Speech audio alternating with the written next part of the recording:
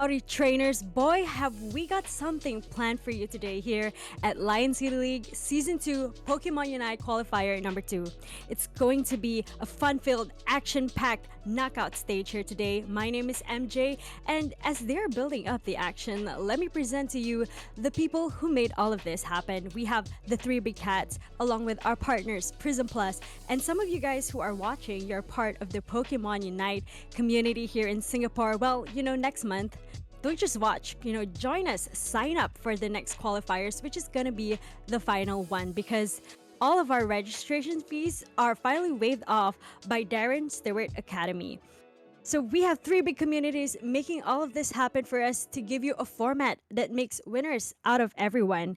Today we are going to see the end of qualifier number 2, and next month we will see the last and final qualifier leading up with 8 teams going straight to the championships in June, which is an offline event. And just for today, we have a prize pool of that is worth $600. We're gonna see the elite champions walking out with 10 LCL points and $200. Yesterday, we saw all the teams placing in either the Challenger, Master, or Elite division. So again, let me remind you that next month is your last chance to sign up for the qualifiers free of charge. And it's not just for Pokemon Unite, we even have FIFA or Halo Infinite. So head on over to our socials, Lion City League, and sign up and follow us for the next qualifiers. So without further ado, let me introduce you to the Jesse and James of Pokemon Unite, guys. It's Rox and Mike. Hello. Jesse and James is pretty generous. My hair isn't purple and I'm not nearly as fashionable, but it's nice to be here. Well, yeah, that makes me meowth, right? Well, welcome, right. Mike, and we are looking forward to see your awesome casting, by the way, from yesterday. Rox, how are you feeling for today? Well, yesterday we had such exciting games, and I think that's what we're looking forward to today as well. We have an amazing lineup of teams today, and the games, they're playing against each other for cash prizes. So, there's a lot more at stake today, and I think the games are going to be even more exciting. Right, we're gonna see the champions of today's qualifiers. And Mike yesterday was rooting for Team Rocket. So now let us look at what went down yesterday with the brackets. And we have 9 teams today. Unfortunately, Snack and NSV needs to withdraw from their division. But we will see 3 groups battle it out today in a best of 3. So like what I mentioned yesterday, we had 3 groups, and all the first placers ended up in the Elite division, all the second placers in the Masters, and lastly, the third placers in the Challenger division. So who we have here today, it's gonna be for the Challenger, we're gonna have Pokeballers and my bad, sorry. Let's go to the Challenger division. We have Pokeballers and Team Rocket, as well as the Royal Flush. Actually, our first match for today would be Pokeballers and Team Rocket. Mike, what can you say about what's gonna go down for the first match? So, I talked at length already about Team Rocket, I believe. I'm a big fan of their team. I think they just bring a lot of flair and a lot of fire to the table. But on the other side of the coin, Pokeballers are that type of team as well. They are most notable for always trying the craziest strategies. So it's going to be a clash between mad geniuses here. Right, and it's $50 on the line with 6 LCL points. Of course, we have the Masters here for the free gift, Kimochi and Divinity. We've seen Divinity yesterday, but we're gonna see more of them as they had battle it out with Kimochi. Rox, what are your thoughts for this? Well, we saw a lot of the games that Divinity was playing yesterday. Today, we will be seeing a little bit of what Kimochi was doing in yesterday's games. And I think, both teams, they are very familiar sites in the Southeast Asia as well as Singapore region. So I think we definitely can look forward to these games that we'll be watching later. Right, and that's $100 and 8 LCL points on the line. But last but not least, our favorites. Some of the big 3s are here in the Elite division. We're gonna see Star 9 versus Renaissance, which is a reckoning of what happened in the previous qualifiers. Of course, we have a newcomer, Pokepuff Girls. Mike, what are your thoughts for this? What are my thoughts? This is literally like the top two dogs of like the qualifiers, the official qualifiers, right, from March as well as Feb. Once again, it's back to the big three as usual, and Star 9 now replacing Divinity from the group yesterday. But Star 9, they had a flawless run, and I'm looking forward to seeing big things from them, especially since we didn't get to see any of them yesterday. Now, Pokepuff Girls is a bit of a surprise here as they managed to take the win out over NSV. I wish we could have caught that match and find out how it all broke down. But I'm looking forward to what they can bring to the table because they are unknown quantity, right? We haven't seen them before. I believe this is the first time out of the local tournaments that I'm aware of that they have joined. And to just beat such a strong team like NSV out the gate, I really want to see what they're packing. Right, and we're gonna see Star 9 and Renaissance as the last match of today, so do stay tuned for that. But for now, our first match in the Challenger Division, we have Pokeballers versus Team Rocket.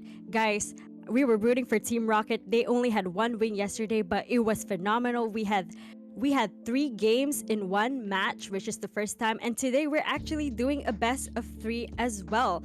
Rocks for Pokeballers versus Team Rocket. You've been seeing Pokeballers play a lot recently, and Team Rocket, you've seen them yesterday. What can you say, or what should the viewers look out for this match? Well, okay, we've seen a lot of gameplay from Team Rocket side yesterday. For the side of Pokeballers, they do have some notable players that they center the team around. I think Envy as well as Kiron are some of the key players on the side of Pokeballers, and they are the main attacker Pokemon. So we want to keep our eyes on them. They are probably also the shot callers for the team, and it will be really directed to them as we go into like the character selection screen between Pokeballers and Team Rocket. Right, we'll see that as the next match is queuing up.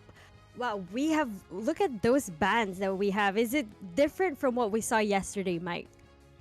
Yeah, I think pretty stock standard stuff all around. We already saw how strong the Koopa and the Lucario can be, so no surprise that Team Rocket banned it out here. And it seems like Pokeballers and alongside many other teams that are playing Team Rocket are opting to ban a Serena out. So maybe a notable Serena player on the side of Team Rocket that we just are not familiar with, but they opt to ban out the Talonflame that James was piloting as well. So it's nothing too surprising. I think the biggest thing of all to me is this Azumarill that Kiron has picked up on Pokeballers. We talked about how they bring the strategies that no one has seen before. We definitely have not seen this new Pokemon before. Right, Rox, do you agree with whatever Mike was saying? Sorry. Yes, Mike, you were talking about just now about how Pokeballers and Team Rocket, they are kind of players who like to experiment, and this is definitely going to be one of those games that we actually get to see it in action. Right, and now let's see for the Challenger Division, guys. Pokeballers versus Team Rocket. Yeah, we're getting straight into this game number 1 here, and there is so much to talk about. First of all, ladies and gents, welcome back to Remote Stadium here. We are back with day 2 of this brilliant event, and I couldn't be more excited. This is such a fun way to start us off between these two teams who are just not afraid of doing something insane.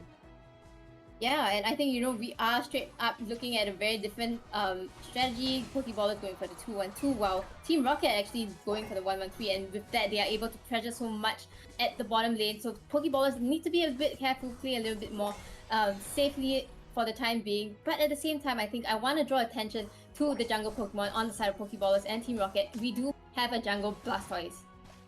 Yeah, we already saw, me and you, we've watched quite a lot of Pokemon Unite, not just locally, but internationally as well. And we've already seen how strong this Hydro Cannon can be in the fights. One wrong move, you dive in too far, you get knocked up, the water park is open, and it's all over. For now, Coughing, he might have gone a bit too far forward here, gonna get blasted down by the Azumarill in the top side. And James here, sorry. Yeah, they're just running him down. James, he's buffed up, but manages luckily to get to his Citrus Berry, but that means he can't defend his tier 1 as Pokeballers, they take a nice position here in this top side.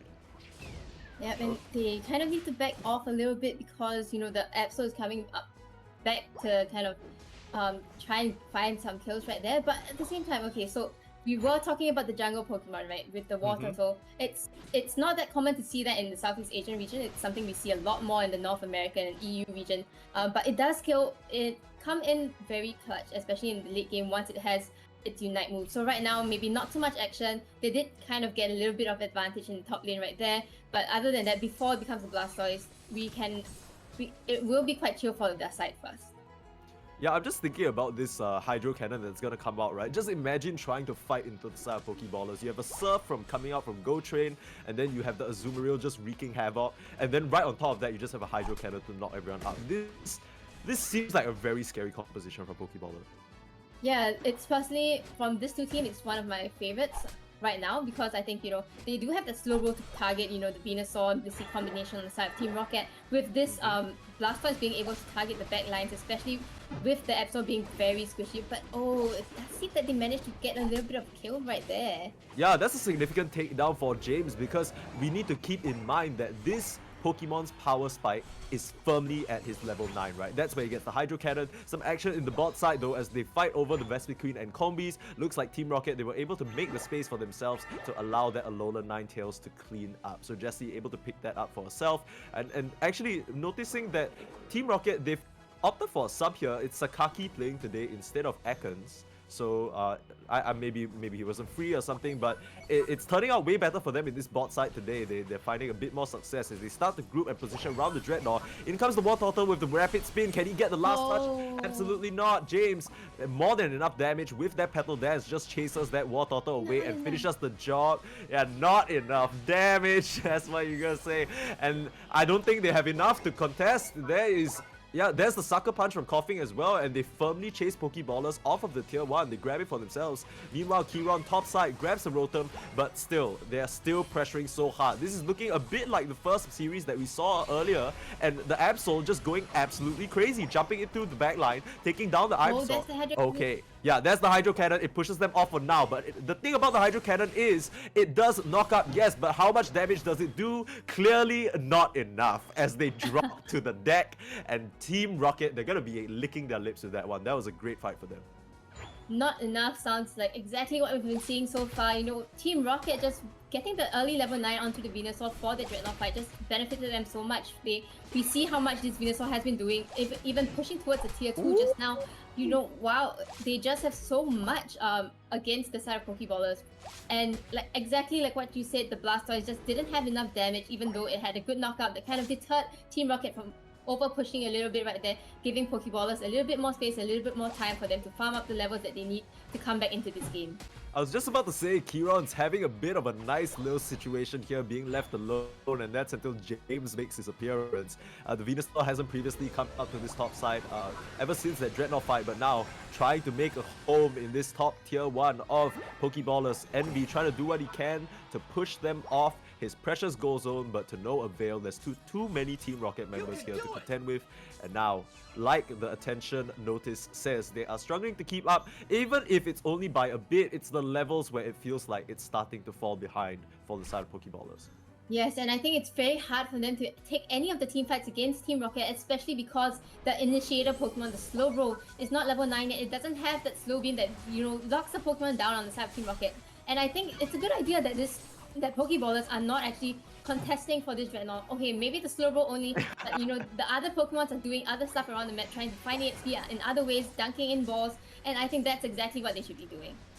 Yeah, I actually want to highlight this Azumarill because it's a Pokemon just by the nature of its passive alone excels a bit more at those one-on-one engagements rather than in a group, right? So he's trying to make a 3v1 happen here, has the support of Go Train, who has just come back from trying to contest that Dreadnought. Who's going to grab the Rotom? It is Team Rocket as chaos absolutely erupts, but really it's just 3 down on the side of Pokeballers as they can't hold the candle to the power that James brings. Now this Blastoise is trying to spin, but he's right in the thick of a Petal Dance, and that's not where you want to be. The Hydro Cannon to knock them up keeps the Rotom out of their goal for now. There's the Verdant Anger as well. Pokeballers, can they turn this around? They need to take down this big bad James in the front line, but the sustain is there, and the heals from Sakaki as well as Melf keeping their precious Venusaur alive. This is giving us flashbacks of FNG. James is back to play on this Venusaur baby, and he does not want to relent. They're gonna end up backing off for now after losing their Absol and their Alola Ninetales, but at the end of the day, still a large bit of pressure coming in from Team Rocket,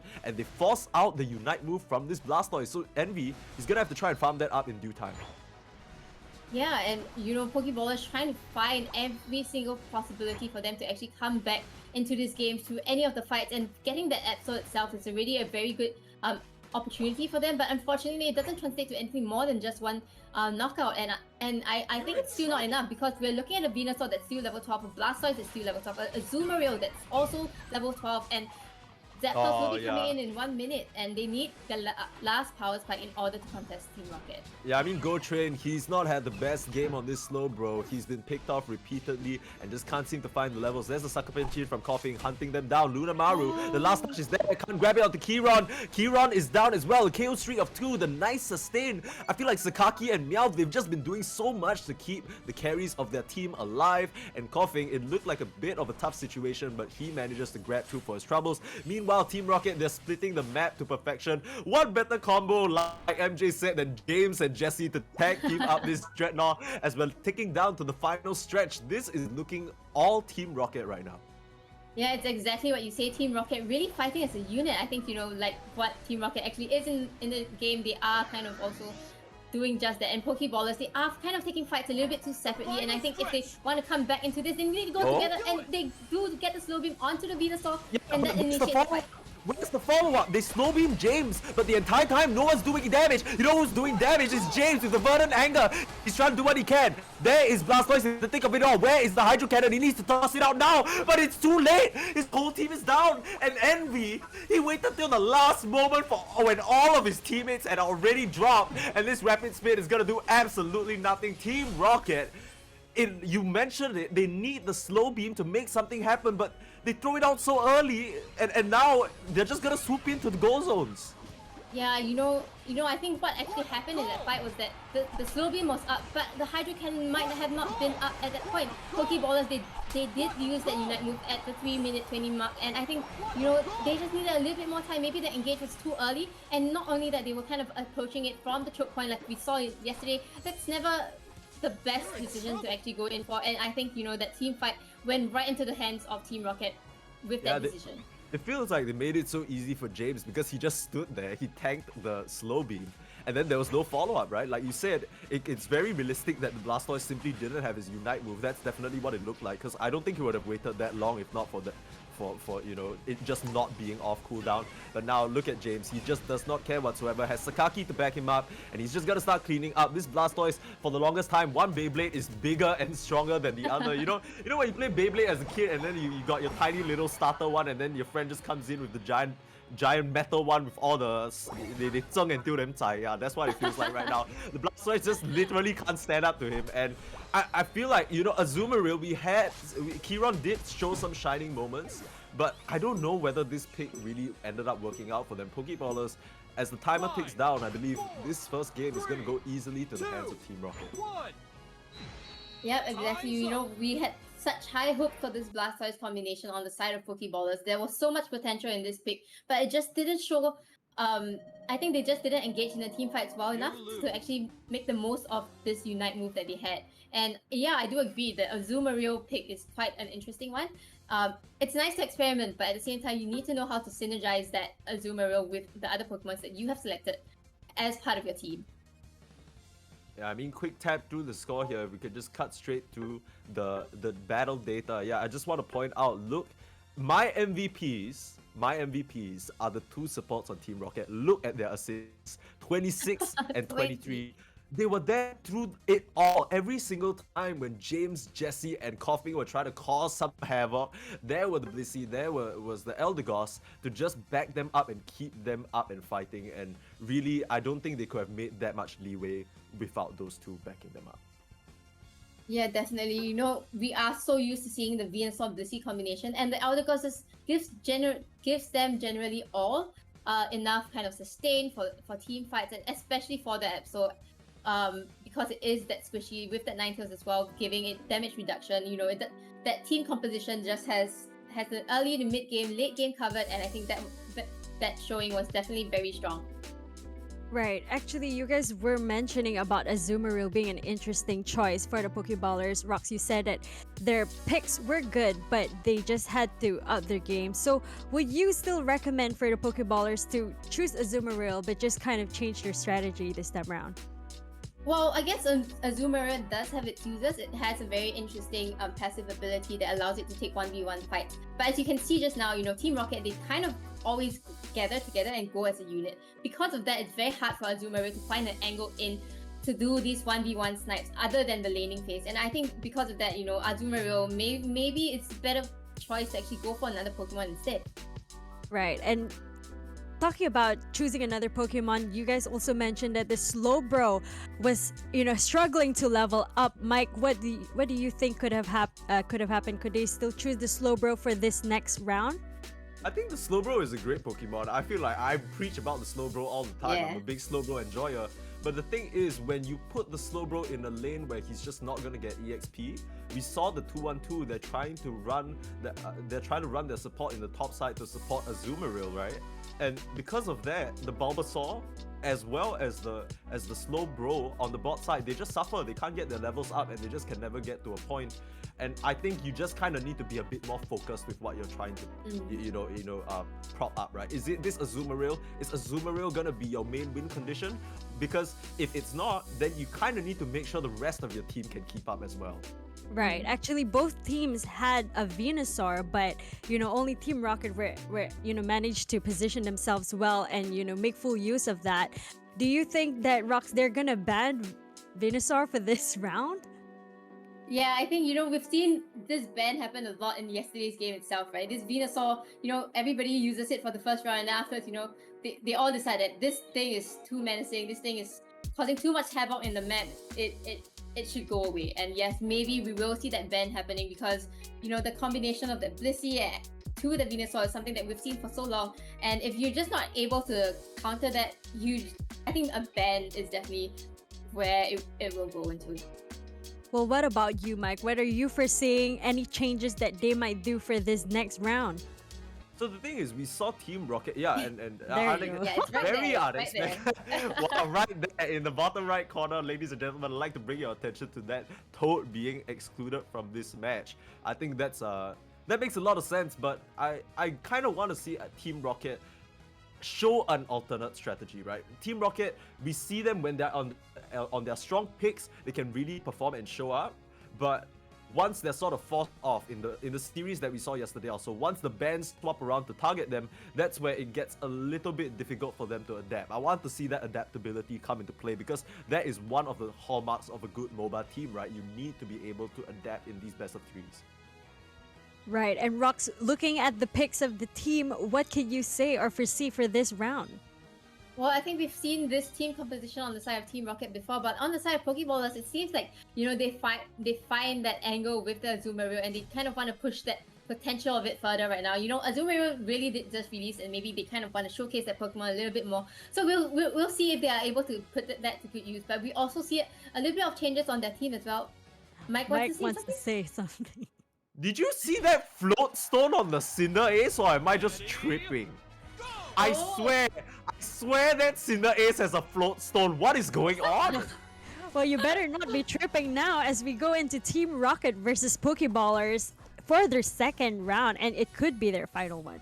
Yeah, I don't know whether you bang your final game on a float stone Cinder Ace, but I was like looking at it, I'm like, there's no way that is what it is, right? I don't know if it'll be possible to pull up the scoreboard and take a look at that at any point in time, but that's definitely an interesting held item choice. Yeah, okay, well, so it's... Okay, we can't see it We here, can't see but it, at the same time, you've said it before, Team Rocket Pokeballers, they like to experiment with new things, and maybe this is one of those experiments, right? I mean, Team Rocket, if they lose this, it's not so bad for them. There's still game 3, so maybe it's just, they just want to have fun, and I think that's what we want to see in LCL as well. Yeah, absolutely, but I mean, like, I don't know how float stone is fun. I'm gonna be real with you. Do you remember when Pokemon Unite first came out and then everybody was like, yo, float stone tier 1, and then like 2 weeks in, Yes. everyone just realized it was so bad because you don't even need it. The speed flood zones exist for a reason, right? Yeah, and I have a level 15 float stone right there in my bag right now, and I've never used it in my life after season 1. But okay, going back into this game, Pokeballers with the change of picks with the Pikachu, I think it does have a little bit more early game pressure, especially when they're doing a 2v3 at bottom lane. They do get a little bit of that levels first, but it does go down in the back lane, the mid to late game. So they need to be careful. They need to make sure that they capitalize on the early game as much as possible. But it seems like the 2v3 might be a little bit hard for them to handle. Okay, I kind of like this a bit more from the side of Pokeballers. I say that as Azumarill just goes down solo to Coughing, so I lied right before. And that was a bit of a preempt there for you. That's what they call foreshadowing in literature, as Coughing just literally just wipes them out. This guy, he's been such a standout on his Absol. It's no surprise that they constantly pick this for him. And you know, when you bring two people to the top path just to deal with the Absol and then you die, like it's like I guess it's just over. The Absol's just gonna snowball, right? Yeah, exceptionally so, especially with the Absol, because you know it's one of the Pokemons that needs the level advantage as compared to the other side for it to scale extremely well into the mid to late games, and we already see that happening. It's already level 8 compared to the Cinderace that actually got the central area. Yeah, that is not a good look. I mean, Kieran, he's still going to be able to get some space in this top side, but with Coughing, with that auto attack buff, he can actually keep him slowed up. Yeah, the sucker punch there is James as well. And how many times have we seen this Coughing James tag team just cause havoc for Kieran so far? They're really taking a commanding position in this top half. Meanwhile, the answer back is Pokeballers in this bot side. Envy trying to Beyblade onto them in this bot path, but 4v1, they can't actually stop them from just running away. Team Rocket make their hasty escape.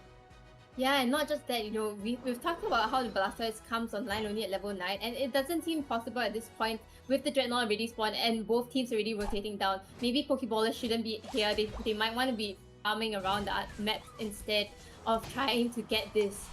Yeah, I mean, there's no hope at that, right? We saw James just easily chase off that Blissey. Full 5 members on the side of Team Rocket. Sucker Punch out as well to finish off that poor Pikachu. And now, look, they're trying to get the best overdunk possible. That's a fat 40. So a 30-point full overdunk. They're really starting to extend their lead here. 182 points to 102. Pokeballers, though, they're capitalizing on Kieran being left alone to grab this Rotom for themselves. So this is looking similar to game number 1 so far. Yeah, and I think the main problem on the side of Pokeballers right now is that without the Slowbro, they don't really have any form of engage other than the Blastoise Unite move. They don't have a lot of crowd control, maybe a little bit with the Pikachu, but at the same time, it's not targeted, and it's with the team composition on the side of Team Rocket, and you want something that can target specifically the Absol or the Cinderace, so it might be hard for Team Pokeballers to actually take any of the team fights against them. Yeah, I don't actually know how Pokeballers can start a fight, right? Because the only thing that makes sense to me is maybe the Blissey just kind of tries to pump the Blastoise into the middle, and then Azumarill Unite moves in as well. But we see one of the scary things is that they don't seem to have a lot of damage. We saw both of them collapse. Okay, Hydro Cannon out just to take down that Absol, so definitely a nice chunk of EXP there for them because the Absol was sitting pretty at that level 11. And that's gonna help Envy recover in a big way. But meanwhile, bot side, Pokeballers, they're under a lot of fire from James here, just kicking out those fireballs from his long feet. And now Envy is coming up the rear though. Ben, he wishes he had a Hydro Cannon here to work with. But for now, he's just gonna use the Rapid Spin. He's dropping rapidly though. The shields, the last bit of tick damage. Is it enough? It's not. He gets the shields off, but there is Xiao Shen Vin. I believe he popped the Thunderstorm just to chase them down. They gotta get the Alolan Ninetales Jessie to fall. But still, that doesn't flatten the lead in the slightest. Yeah, I mean, they do get a little bit of EXP from there, a bit of levels for maybe some of the attackers. But at the same time, that also means that they don't have they are out of unites for this Dreadnought fight, and actually that's exactly what's going to happen, right? Team Rocket is just going to take it without any contest from Pokeballers. Pokeballers know they can't take this, and they are going to find EXP in other places. Yeah, I mean, once again, we're looking at this Azumarill now, but I feel like we just haven't seen Kieran really do as much, even compared to the first game, right? The first game, at least, you know, he had that nice little double KO in top side. They're gonna try and find Coughing here in this top, but yeah, too fast. Just uses the Midnight Slash and gets out scot-free. Envy needs to be careful, but he's gonna leave his Eldegoss behind. So Coughing managing to get that free pick off, and the supports, they've been left to just get picked off. Coughing, he's just had an absolute tear in this top side the entire time, and this dominance is not looking to stop. Off screen though, we see the Alolan Ninetales able to pick up the Pikachu all alone, now being chased down, but the Focus Band keeping Jessie up, the Aurora Veil as well, so much damage mitigation, freezing up Envy, and he doesn't want to chance it, he's gonna back out. Yeah, we've seen this so many times in the game just now. Team Rocket just kind of going together as a unit in 3s and 2s, and this really counters Kieran's passive ability, right? And Kieran just not able to kind of make use of that as much as they want to. I think, you know, Team Rocket has found the counter to this Azumarill, and it's not looking good for the side of Pokeballers because of it. Yeah, just to give you guys context, for those of you not familiar with Azumaril's passive, it's huge power, which means that Azumaril will always critical strike, albeit at a lesser percentage, on one-on-one targets. But in the group team fights, which is what Rox was alluding to, that's where this Pokemon falls a bit weaker. That could explain why Kiron just hasn't been joining these fights so far, huh? Yeah, and not to mention, they keep getting caught out just like this. This is not what you want. You don't want to take a fight in a 4v2 situation. Not to mention, Pikachu, as well as the two supports that keep getting caught out on the side of Pokeballs. They don't have a lot of mobility, and mobility is what Team Rocket has. Absol just chases down. Ninetales with the Aurora Veil update just chases down onto them. Cinderace with the kicks and all that fireball coming in. It doesn't look good for Pokeball at all at this point. I just feel like they don't actually have any way to threaten James on this Cinderace. We saw him have a pretty decent performance on that Cinderace yesterday as well, and I can't help but feel like they can't touch him.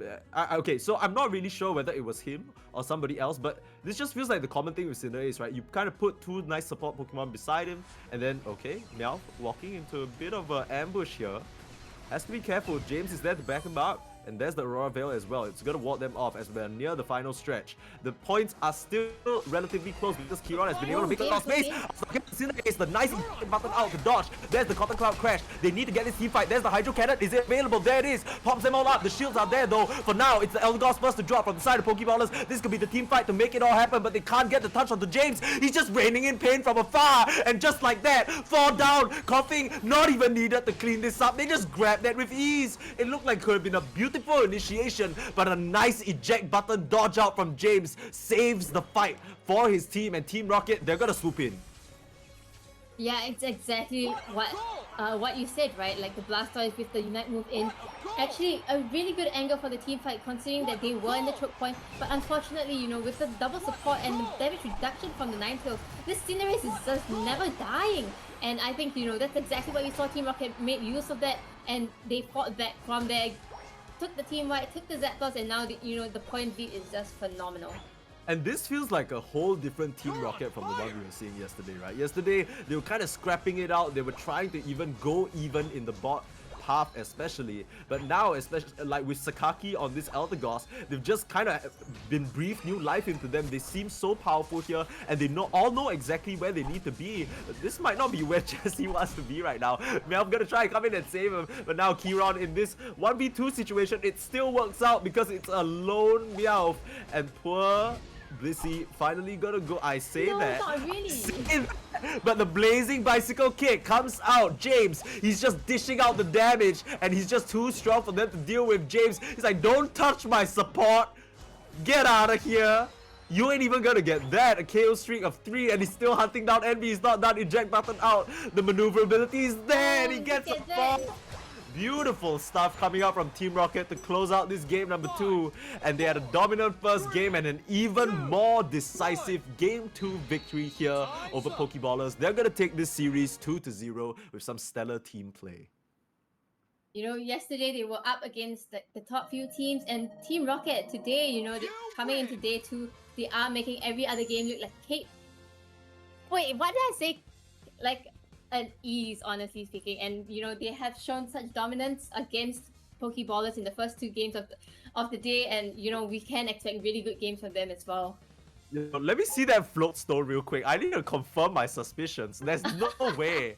There's no is there any way we can see it? I'm not.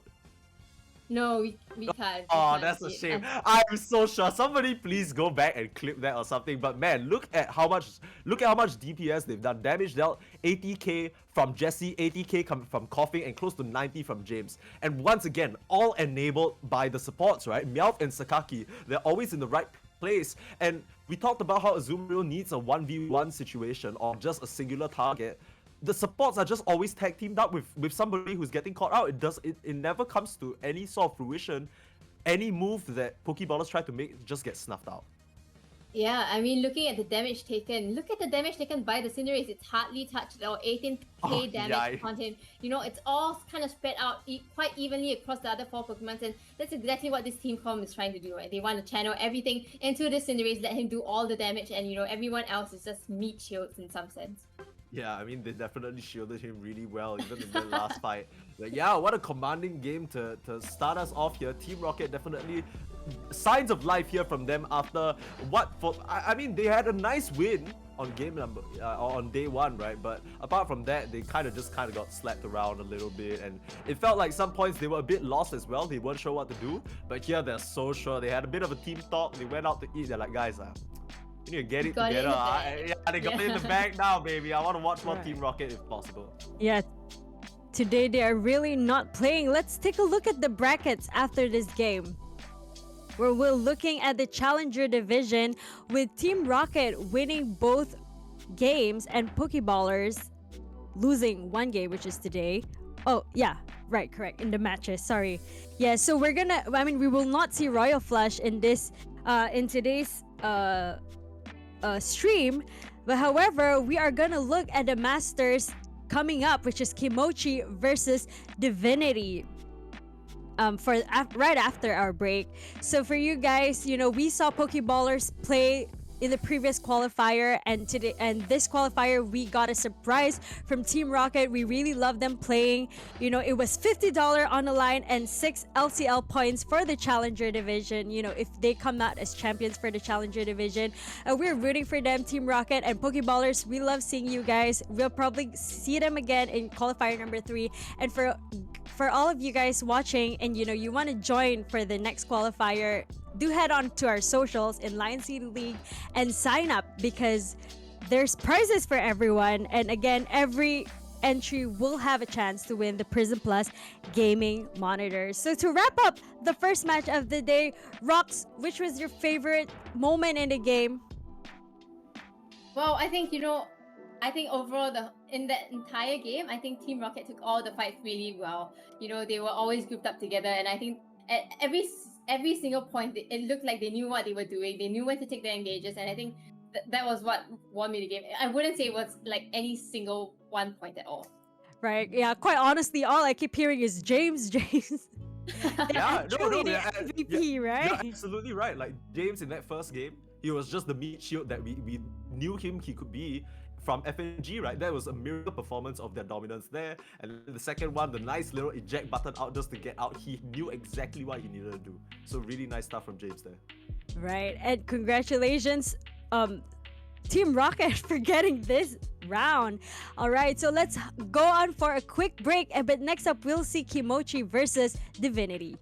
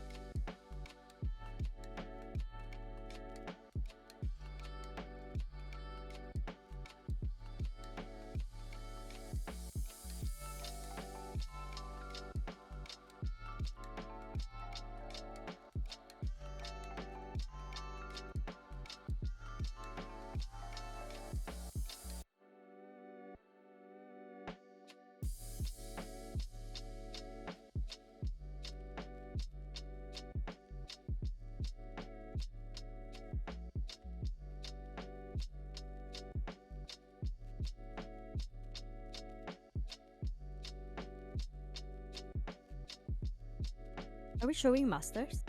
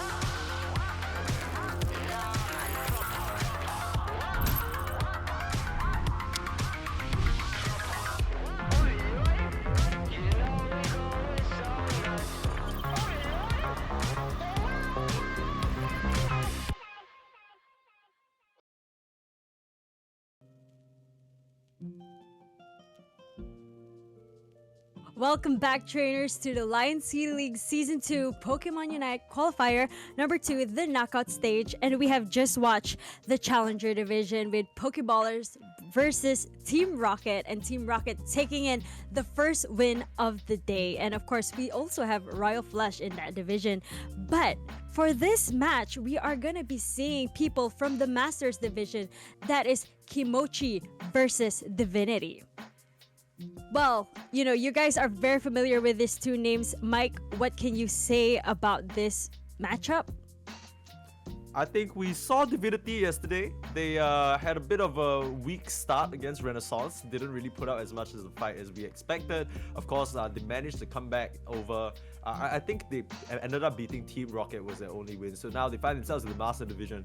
But against Kimochi, it should on paper go the way of Divinity, but Kimochi, you know, they're a bit of a scary team themselves.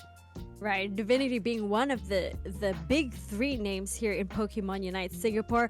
Rox, what about you? What are your thoughts for this?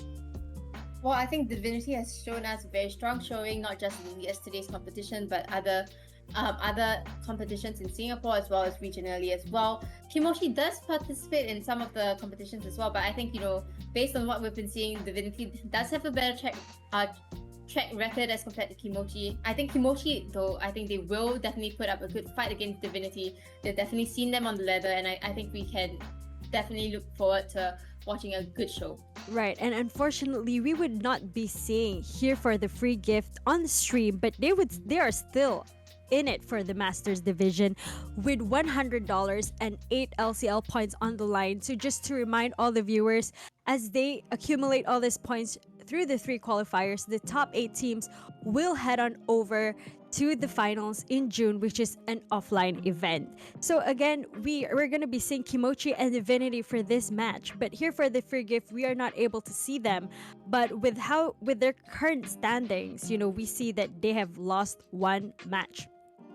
But overall, guys, Mike, who do you think will take the cake for this champions for the Masters division? I mean, so just off the initial standings, Here for the Free Gift, they're sort of out of the running for champion already because they dropped the match to Kimochi. So I think this is the best possible setup for Kimochi, right? Because if we just look at these teams on paper, based off what we know about them, it's very clear how you would rank them, right? Divinity are obviously the top dogs, and then Kimochi, and then maybe Here for the Free Gift will trail behind a little bit. But this is the perfect setup because Kimochi, they come fresh off a win, the momentum's on their side. They had a bit of time to warm up. You know, the warm-up games are always the hardest, but they managed to make it through, and now facing up against the gods, they can try and take them down. Right, and what about you, Rox? Because from how I'm seeing it, I feel like Divinity will be the champion for the Masters division. And again, Here for the Free Gift, they're new to LCL. What are you foreseeing for this? Well, you know, as what Mike said, right, this means that Kimochi, they are kind of the underdogs, and we've seen what underdogs can do. We've seen in the FNG how Team Rocket kind of took over all of the top three teams then, and this might be the case as well. Kimochi, they are the underdogs here in this case, but maybe that's what they need, right? You just get a little bit of overconfidence on the side of Divinity, and like you said, Mike, that they do have that momentum going for them already, and maybe that's exactly what they need to actually win this Master Division. Right, and I'm sure our friends from the Pokemon Unite Singapore community are buzzing on who should be winning, who will be winning this Masters Division, and everyone is excited. And for all you guys viewers who's watching this, and you're thinking, you're not good enough, or maybe you're new to Pokemon Unite, you can still join LCL and be able to compete in the Challenger Division like what we saw in the previous match. Because our partners in Darren Stewart Academy, they have sponsored all of the registration fees for Lion City League. So you guys can play for free and still win even though you are new to the game. So you guys can head on over to Lion City League. We are on Facebook, we are on Twitch, and of course we are also on Instagram. And just by signing up, you guys stand a chance to win a Prism Plus gaming monitor, which will be announced in our championships in June, which is an offline event. So as they're setting up the stage and setting up the game rather for this match, Mike, what are you foreseeing for their Pokemon choices? Because you have seen Kimochi and Divinity play before. Do you know are you quite familiar with how they choose their Pokemons? So the only thing I remember specifically about Kimochi is I've seen them before. I don't think any of them or the players, I remember their names. They got Emokia, they got Fallen, they got Beepo, but there wasn't any shining moment to me that stood out, so much so like Team Rocket. I do feel like they're of a similar caliber to Team Rocket though, where they can potentially upset one of these big three, right? As no specific Pokemon to talk about, but they in essence, they really have the spirit of an underdog, right? Whereas Divinity, specifically for predictions, I think it would be cool to see a Gengar again. They picked up a Gengar yesterday. And just wrapping up this thought, we are looking at the Pokemon choices right now. And Rox, I'm sure you have some things to say about this. Well, this is one of the first few bans where we don't actually see Lucario being banned, and we are going to see a Lucario at top lane, but on the side of Kimochi, they have decided to go for the Machamp instead. But I think we have seen, Envy on the Blastoise just now, and this time we will be looking at Hysteria using it instead, and maybe, Kimochi will have a different style of playing that, and I just am so excited to see, this Blastoise in action in this game. Yeah, apart from the Blastoise, there's also a Pokemon we literally did not see at all, right? With the Blissey banned out, they're actually going to opt for a Wiggly for Lays instead. This will be the first time we're seeing this Pokemon on the broadcast. Why do you think that's the case, Ati? Well, I think, we have a lot of other support options right now, like Hoopa, like Blissey, for example. Wigglytuff has kind of lost its use in a lot of the teamfight cases nowadays. So I think we don't actually see that until, like in this case right now, we have the Hoopa ban, we have the Blissey ban. Wigglytuff is next best pink Pokemon. In some cases, we do see a Slowbro on the other side, but Wigglytuff does have that Sing, that AoE kind of crowd control, that shield from the Unite move, and I think that it's still a really good pick, to be honest. Right, and wrapping up that thought, we have Kimochi versus Divinity trying to be the champions for the Masters Division. Let's head on. Yeah, I think biggest thing for me for Wiggly is the Starlight Recital. It can, in theory, break up the Blastoise initiation, can it not? Or am I just tripping out here? Yeah, that's exactly what it could do. So, in the character selection screen, we get to see both sides, but on the side of Kimochi and Divinity, they only can see the picks on their own side. So I'm not entirely sure if they kind of predicted that Kimochi will be using this Blastoise, but this is definitely one of the better counters they have against it. But at the same time, Kimochi has its own counter as well, right? They do have that Slowbro, the ability to use slow beam onto that Wigglytuff and maybe initiate the fight from there is the angle that Kimochi is trying to look for in this game. Yeah, KST and Hysteria duking it out in this top side, but once again, we're gonna see a Blastoise in the central area for the side of Kimochi. It didn't really work out too well for Envy in those games for the Pokeballers, but do you think it stands a better chance in this composition? I say that, but they're starting to get wiped apart. The high damage between the Lucario and KST, they are giving Hysteria no room to breathe here. Every single time he comes back to try and contest, there is another slash from one of those Pokemon, and they finally takes down that War Turtle. So it's not looking too hot for them already. Yeah, I think, looking at Kimochi's team composition, the frontliners will definitely be the Slowbro as well as the Blastoise, right? And Machamp wants to come in there, kind of get that CC in with its Unite move as well, but there's hardly any backlines that they want to be protected from. So I think it really depends on whether or not they are able to find the right engages into the team fights against Divinity. But I'm personally more on the side of Divinity because, their team comp, they have something for the early game with the Absol, and they also have the late game Pokemon like the Venusaur. Yeah, I think the scariest thing of all is throughout that entire point you were making, we literally just saw Wraith just 2v1 in the Kimochi Central area, come out stealing one of the neutral Pokemon, take out a KO on it for himself, get the War Turtle low, and get out scot-free. Like, that is not a good start for the side of Kimochi, and they're continuing to get ravaged here. Here comes the Absol, has the Unite move available, and he's just making this look like a piece of cake. A cakewalk, like you said. Just walks down, grabs the cake, eats it too, and the next thing on the menu is this Dreadnought in around, the bees first, nice little appetizer of a bit of honey, and it's gonna go right nicely with this Dreadnought coming up in around 10 seconds.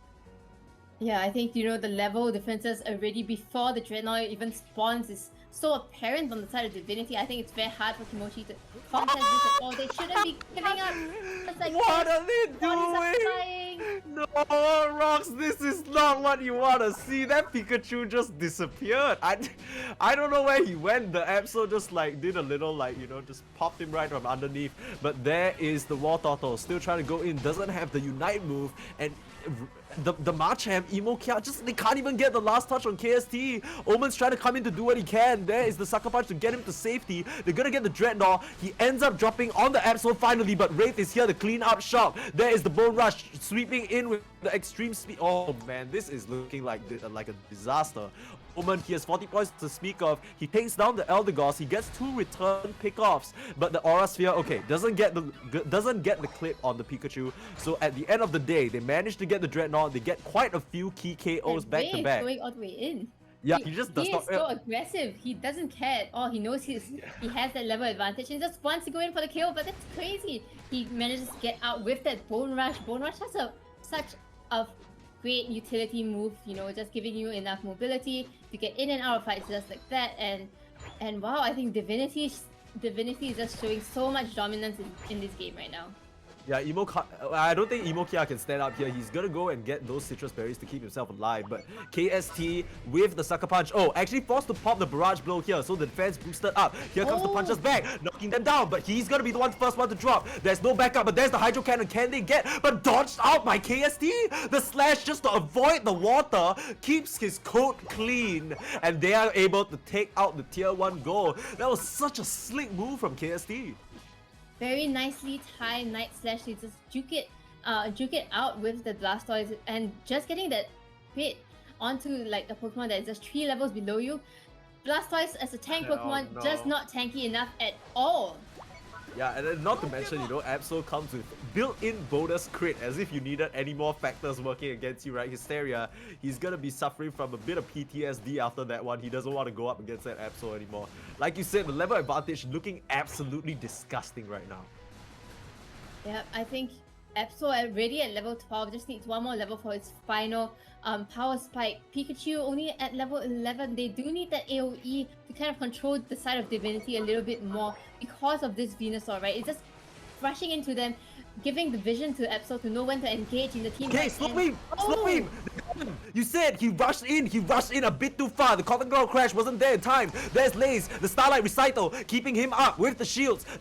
Because of that, Sana's gonna be able to stay up as well. Meanwhile, Wraith has cleaned up the Pikachu on the back line, so that unfortunately Omen going down. Lace is falling low, but Sana is there to back him up. Fats with the Surf in to ward them off. But there is the Hydro Cannon, knocks down the 2 supports. Can Wraith clean this up by or his lonesome? He's dashing in, he's doing the damage. The Bone Rush, he's dropping low though. The final contender is Jesby. He's the last one remaining on Divinity, but he's packing too much damage. The rest have to run, but here comes Omen back into the fray. The Pikachu, could this be the damage that they need? The Verdant Anger is out, and the shields, the damage is there. The spin, Blastoise is trying to get out to no avail. The real winner of all of this is Jesby, as Divinity, they're not done. They're streaming back in. Emo Kia, he has popped the barrage blow, punching back, but doesn't clip onto anyone. Still survives. The shield, Jesby, where's the last touch? They can't get him. They can't get him, and Divinity get away with murder here. Sana is gonna drop, so there is finally the answer back, but Divinity, they've already petered out the other sides of the map. This fight is non-stopping. They grab the Dreadnought, KST grabs that, but the shields, they finally managed to take down that Venusaur, but boy does it come at a cost here, as Fats is gonna drop as well. KST cleans up, another third one. Where are we looking? KST, he's just right between the noses, swipes them down. The tag team was made, the Venusaur is out, but KST is in, and Divinity show up strong. That fight was definitely extremely well played from Divinity side. Kimochi, they did try to get in there, and I think Fat did a really good slow beam right there, but unfortunately they just couldn't sustain the team fight long enough, right? I mean, Divinity, they do have that Venusaur that is meant to do sustain team fights, and Kimochi, they don't really have enough burst damage to bring that Pokemon down. Blastoise and Machamp, like you said, they can only kind of pill at it, but it's just not enough to actually bring that Venusaur down. And they lose the team fight, they lose the Dreadnought, and now Divinity, they still have the level lead and point leads as well. Yeah, I mean, Divinity so far, they've been able to get all 3 Dreadnoughts for themselves. So really strong control of the team fight. Like you said, they don't have the extended amount of team fight presence and sustained damage that the Venusaur can bring. And now we're down to the final stretch, 100 points down. So it still could turn around. There's the slow beam again.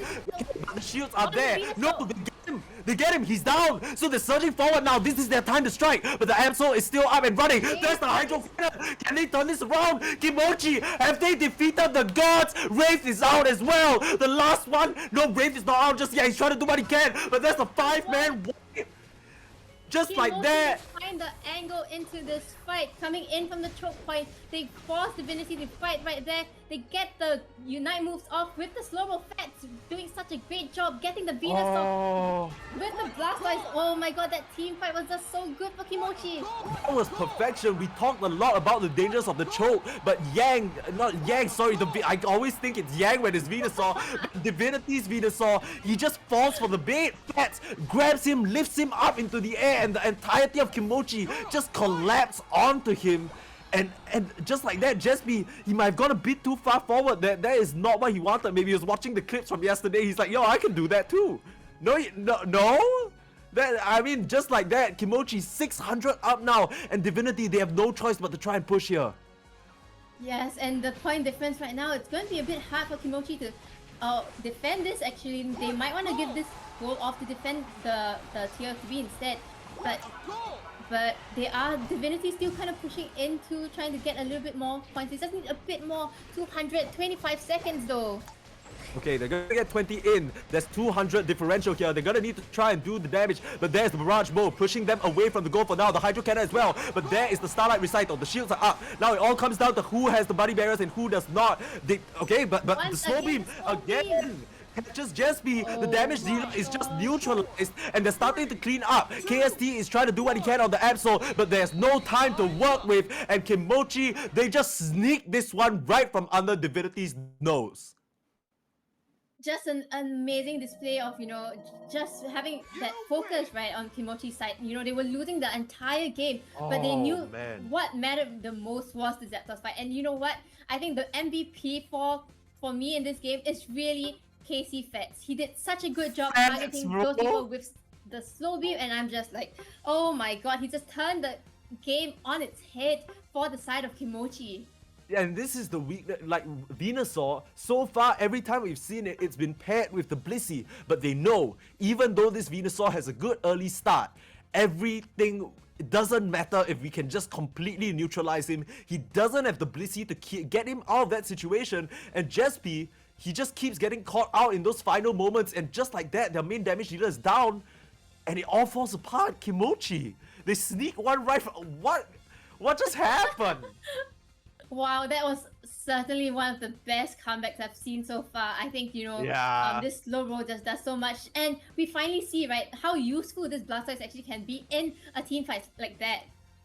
Yeah, I mean, this is exactly why NA loves this Blastoise so much. You know, you can capitalize so nicely on just one wrong move from your opponent, right? You could see Divinity, they start to kind of fall into a panic there as well. As soon as their Venusaur just gets lifted up, they're like, oh man, we need to go save him. They all go in, and they just all get drenched. Yep, and that was definitely a great victory for Kimochi right there. And we will be seeing a third game between Kimochi and Divinity. No. Game number one. Sorry. We already counted Kimochi out. This is the underdog effect, right? It's okay. Rocks, I've been there. For those of you who know, yesterday that was me. There's a simple mistake to make, but it just feels like I think it's because that game just felt so long that Divinity were in control, right?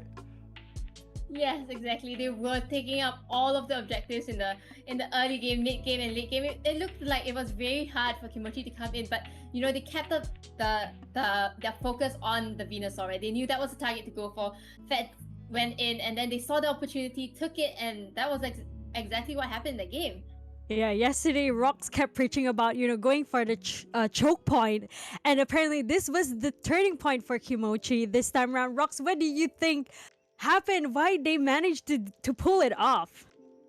Well, I think, with Divinity getting a huge lead at the start as well, they might have been a little bit overconfident right there with the Venusaur just charging into the choke point. And, that kind of gave them the opportunity for that slow bro unite move to come in just like that.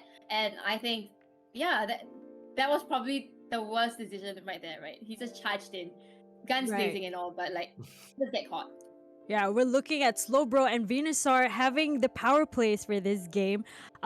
Mike, what do you think for this next round? Are they gonna make changes to this team composition? I think they might actually opt to, if they don't try a different style, they might just go off the Venusaur altogether, because the Slowbro is just such a strong counter pick, right? Without the Blissey to protect the Venusaur, we can see how fast, if he's out of position, he just gets melted.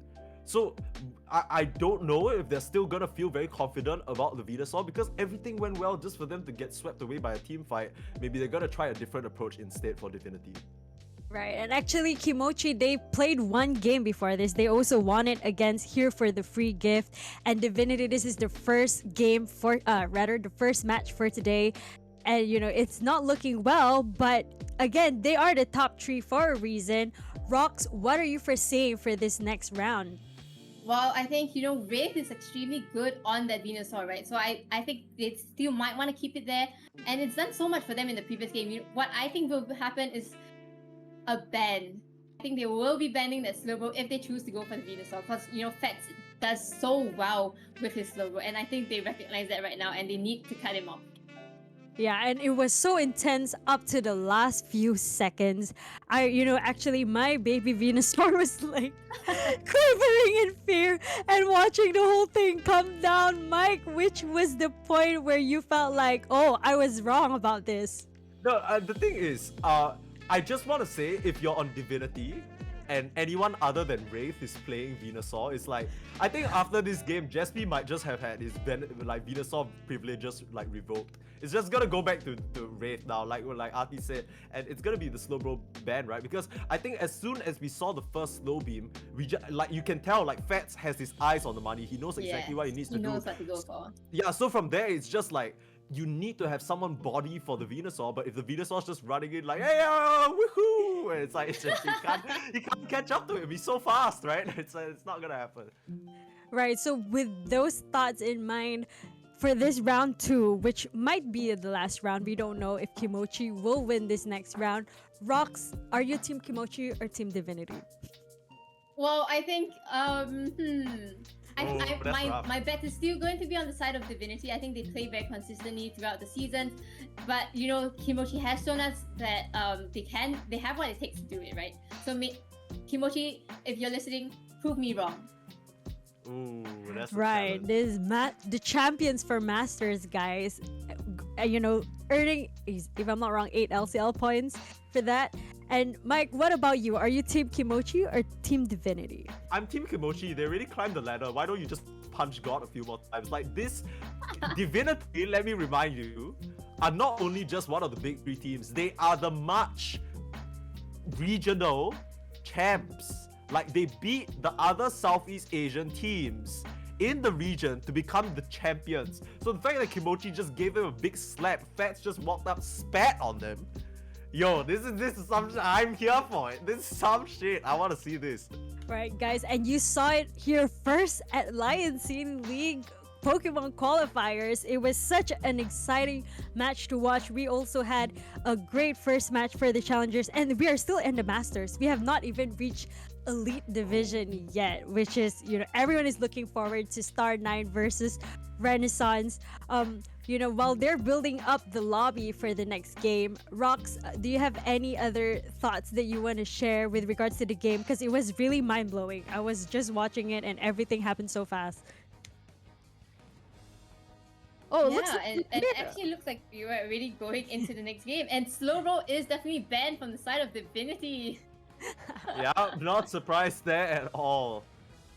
So a lot of pink Pokemon targeted bans. I'm sure Artie, you're not too happy about that one. Yeah, man. I mean, even the last one is kind of a bit pink. Like it's red, right? Like, guys, can y'all not be so against me? Well, yeah. Right, and we're still waiting for Laze and Jespi to choose. The previous game Jespi was with the Venusaur. It isn't banned. Oh, it looks like KST is the one choosing that. What are your thoughts on that? Well, with the ban on the slow roll, it does seem that KC Fats, he needs to go for something else, and he's gonna choose the last pink Pokemon right there. I think it's not a bad choice. Right now, Kimochi's team comp look very tanky, but I'm just worried they don't have enough damage to actually engage in any of the fights against Divinity, especially because they still do have that Venusaur. Right, in the beginning, you guys were saying that they didn't have much Pokemons that could initiate a fight. Mike, looking at what they chose, what are your final thoughts on this as we go into the game straight away? Divinity versus Kimochi, guys. Who will be the champions of the Masters Division? So, starting off this Snorlax, once you start running through the list of support Pokemon, you kind of go lower and lower, and I don't really know how Snorlax stands. I feel like, apart from a strong early game in terms of securing last hits with the body slam, I'm not really sure how much pressure it can apply. So, he's trying to go in with the slow attacks. Now the body slam is out, Fats. He might be falling to his brethren here. No, okay. Well, yeah, so, Artie, why don't you give me your read on this Snorlax pick? Is it just a matter of, they ran out of supports, or? Well, I think, maybe Laze just wanted to find a Pokemon that suited his name, just like what KC Fats has, right?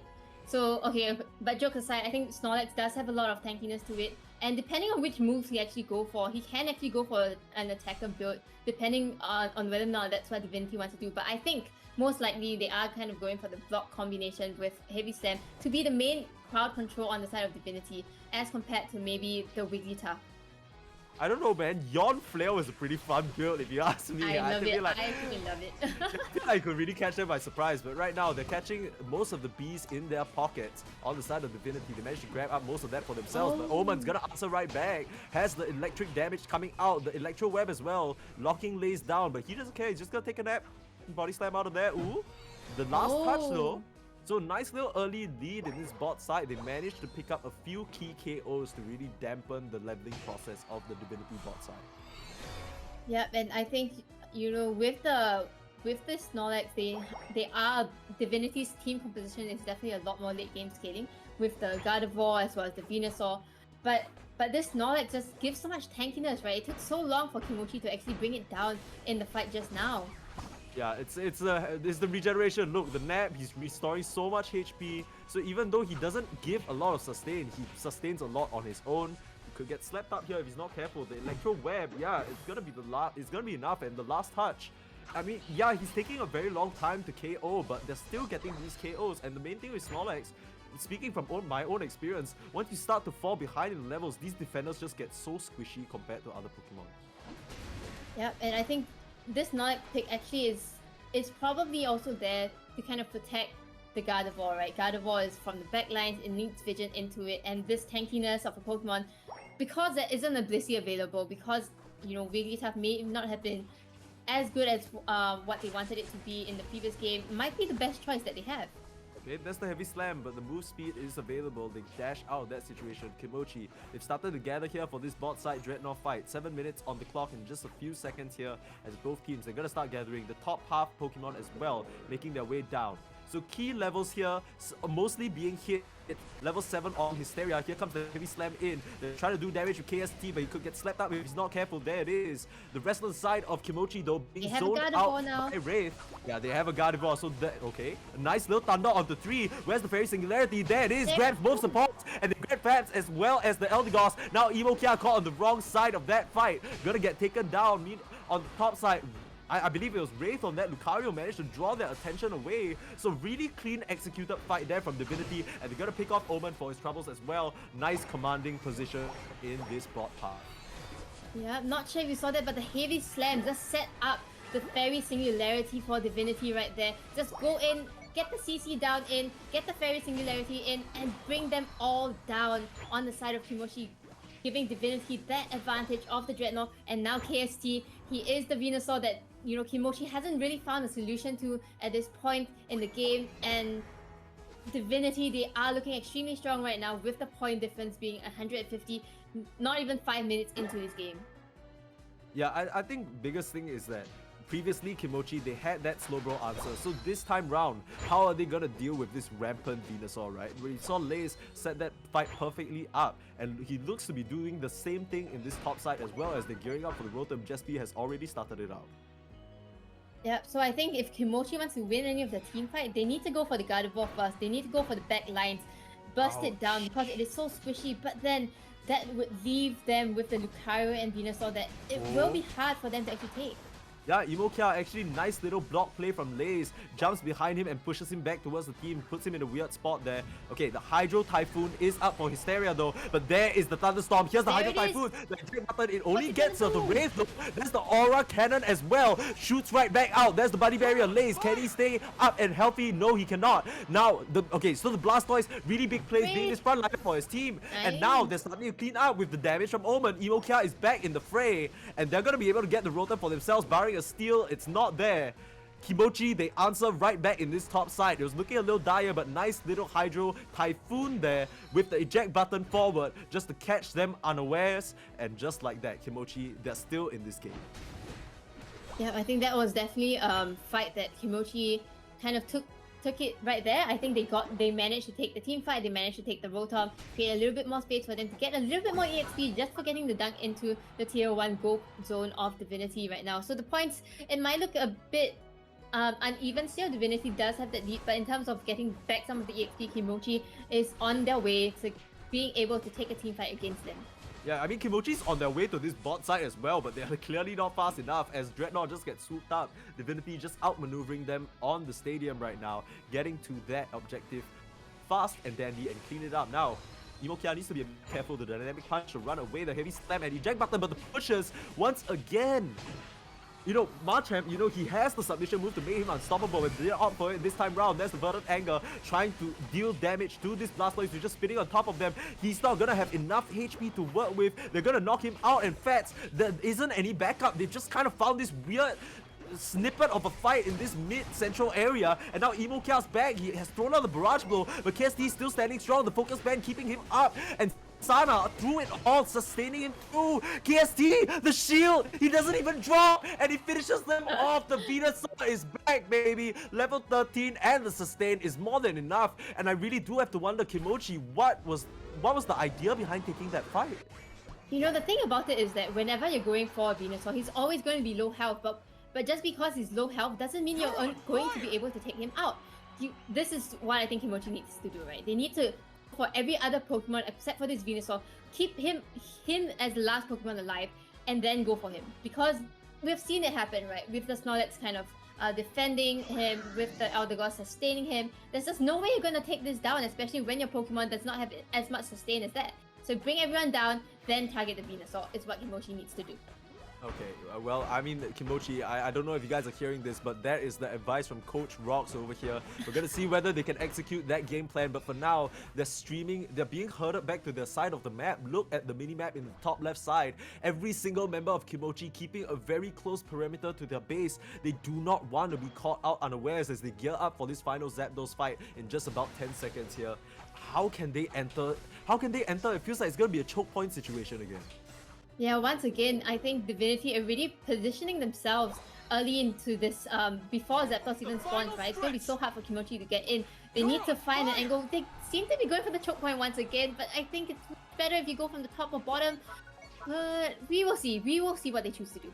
Yeah, they're starting to size them up here, both teams. The tension is high. This one could turn things around. There's the heavy slam, only onto one. Fats, he was serving as a bait. There is the Sing as well. I'm sure he has the Unite move available. The KST is straight in. There is the power dab right in the middle of it all. But Unite move and Bunny Barrier are out in full force. Hydro Cannon is up, tosses them up. That is the one we were looking out for. But Fats, he's dropping a little low. Heavy slam as well. Beginning to pick them off. KST, they can't get the touch onto him. Meanwhile, the rest of the side of Divinity, they're just completely untouched. They finally bring down the Venusaur, but they didn't take your advice, Rocks. They went for the Venusaur first, and just because of that, okay, Omen still in the fray, but not for long. He has to just eject button out as his focus band is running. They're not even going to bother with him. I say that, but they turn back around. The nice thunder placed to ward them off, but it's not going to stop this Zapdos from dropping to the side of Divinity. They finally get Omen on their Pikachu as well, and the goal zones are all open for the side of Kimochi. Divinity are streaming in.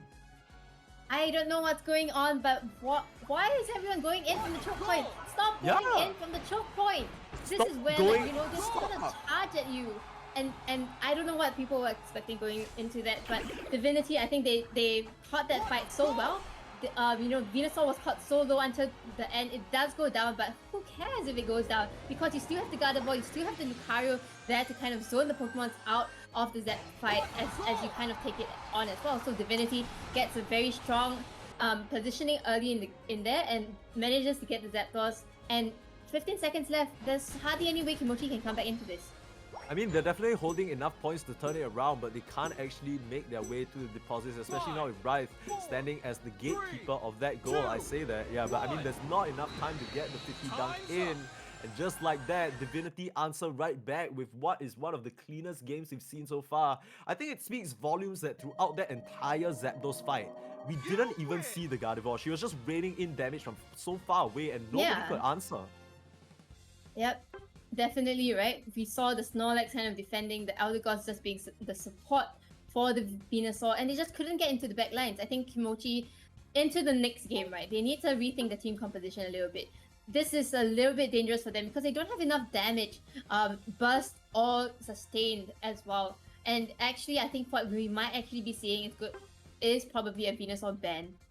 I just want to give props to Lays because, you know, we were questioning this Snorlax pick from start to finish. And I mean, he has his Baker hat on and he might just be cooking up a comeback here for Divinity if they don't kind of change things around. Like you said, they need to adapt. Where do you think it all went wrong for them? Well, I think, you know, the team comp itself is already, for me, quite questionable on the side of Kimochi. And I think we've been saying that since the first game, even though they did win the first game, right? But, you know, I kind of just want to bring a little bit more attention to this Snorlax. You know, I think let's give it a little bit more credit, right? They kind of replaced it with, replaced the Wigglytuff with this Snorlax. And looking at the stats just now, the Snorlax actually did tank a lot of the damage for his entire team, right? Around 70,000. Right? Yeah, around 80,000 and doing a lot more damage than Casey Fats on his Wigglytuff as well. Right, and I mean, you mentioned the Snorlax being such a powerful Pokemon choice for this. In the beginning, you also said that the team composition played a role from the beginning to set up this game. And, you know, Kimochi, the Slowbro was banned. What can you say for this next round? We are going to have a game 3 for this match. What are you going to advise? Like what Mike said, you're already advisor. What are you going to advise for Kimochi? I think if they want to continue with their current team comp, just ban the Venusaur, because the Venusaur does seem to be one of the main problems that they have in terms of answering with their current team comp, and that's what they're comfortable with. If not, I think they need to kind of rethink their team composition a little bit, find another way to go for this Venusaur, bring in a Pokemon that can burst it down faster, because we keep seeing the Venusaur, its health is low, but it just doesn't go down.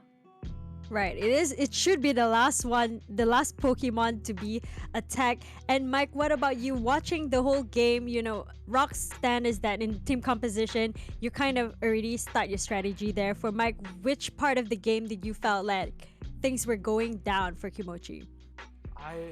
I can't really place it, to be honest. I just feel like they just didn't have enough damage to work through. It might have gone from the composition as well, but there were moments where, Omen on that Pikachu, he was able to deliver. But I guess it just doesn't scale strong enough into the later stages, and they just don't have enough to cut through the sustain. Maybe they need to opt for another DPS, because if they're going for a Blastoise in the central area, I mean, he brings a lot of control and he brings a lot of team fight, but one thing he lacks is that hardcore sustained damage. So that might be something that they try and look to. And I mean, of course, just please, for the love of God, stay out of the damn choke. Stay out of the damn Yes, choke. please. Just, Stop going in. if you have to do a wrap-around maneuver, if you gotta go around the world just to make it there, do it. Don't go through that. By all means, go through their choke. Get them by surprise. Like don't do that to yourself. You're just asking for it. Right, and actually, Mike, you said that you were in Team Kimochi. Did your choice change for this game No, 3? I still want Team Kimochi to upset Divinity, man. But at the same time, I am a Snorlax fan, and those heavy slams and block plays were so nice. He would just, a lot of times you heavy slam and then you just kind of put up a block, but he will always try and make his way around and push people really out of position into these weird spots where they're like, okay, I can't fight anymore. I need to try and get out, and it allowed the rest of the Divinity to just rain damage in. Right. Actually, it would seem to me, like for someone who doesn't know much, I would see that most of the fight or the crucial moments happen during the Zapdos event. Rox, what can you say about that? Okay, so firstly, don't go in by the choke point. Okay, so the whole thing is, right, Zapdos spawns at 2 minutes. You have a lot of time to actually find a way to get into the fight and Position yourself. To actually, position yourself and take the team fight. You don't have to start the fight at the 2 minutes mark just because it spawns. Take your time, find your strategy, calm your nerves a little bit, and take a better team fight than just going in from the choke point. Yeah, I just wonder what the plan was there, right? Because we saw how they were staring at each other, and I thought they were gonna wait it out and see which one would bite first. But then Fat suddenly just started walking up, right? Clearly he's a bait. And he got caught out.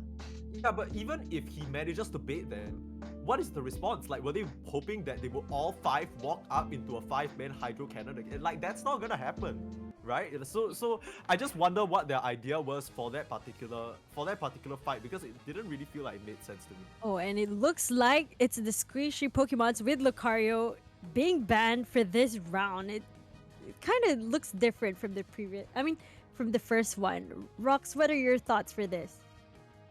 Well, I guess Fats really wants to play the slow route, but unfortunately for him, it is banned by the side of Divinity. And it's interesting enough that we're not seeing, they just outright banning this Venusaur, but instead they're going for that Blissey ban instead. But did someone tell Fats that Slowbro is banned? Somebody needs to go and tell him soon, because they have literally 20 seconds before the timer runs out. But let's just hope he changes. Okay, he's trolling us once again, right?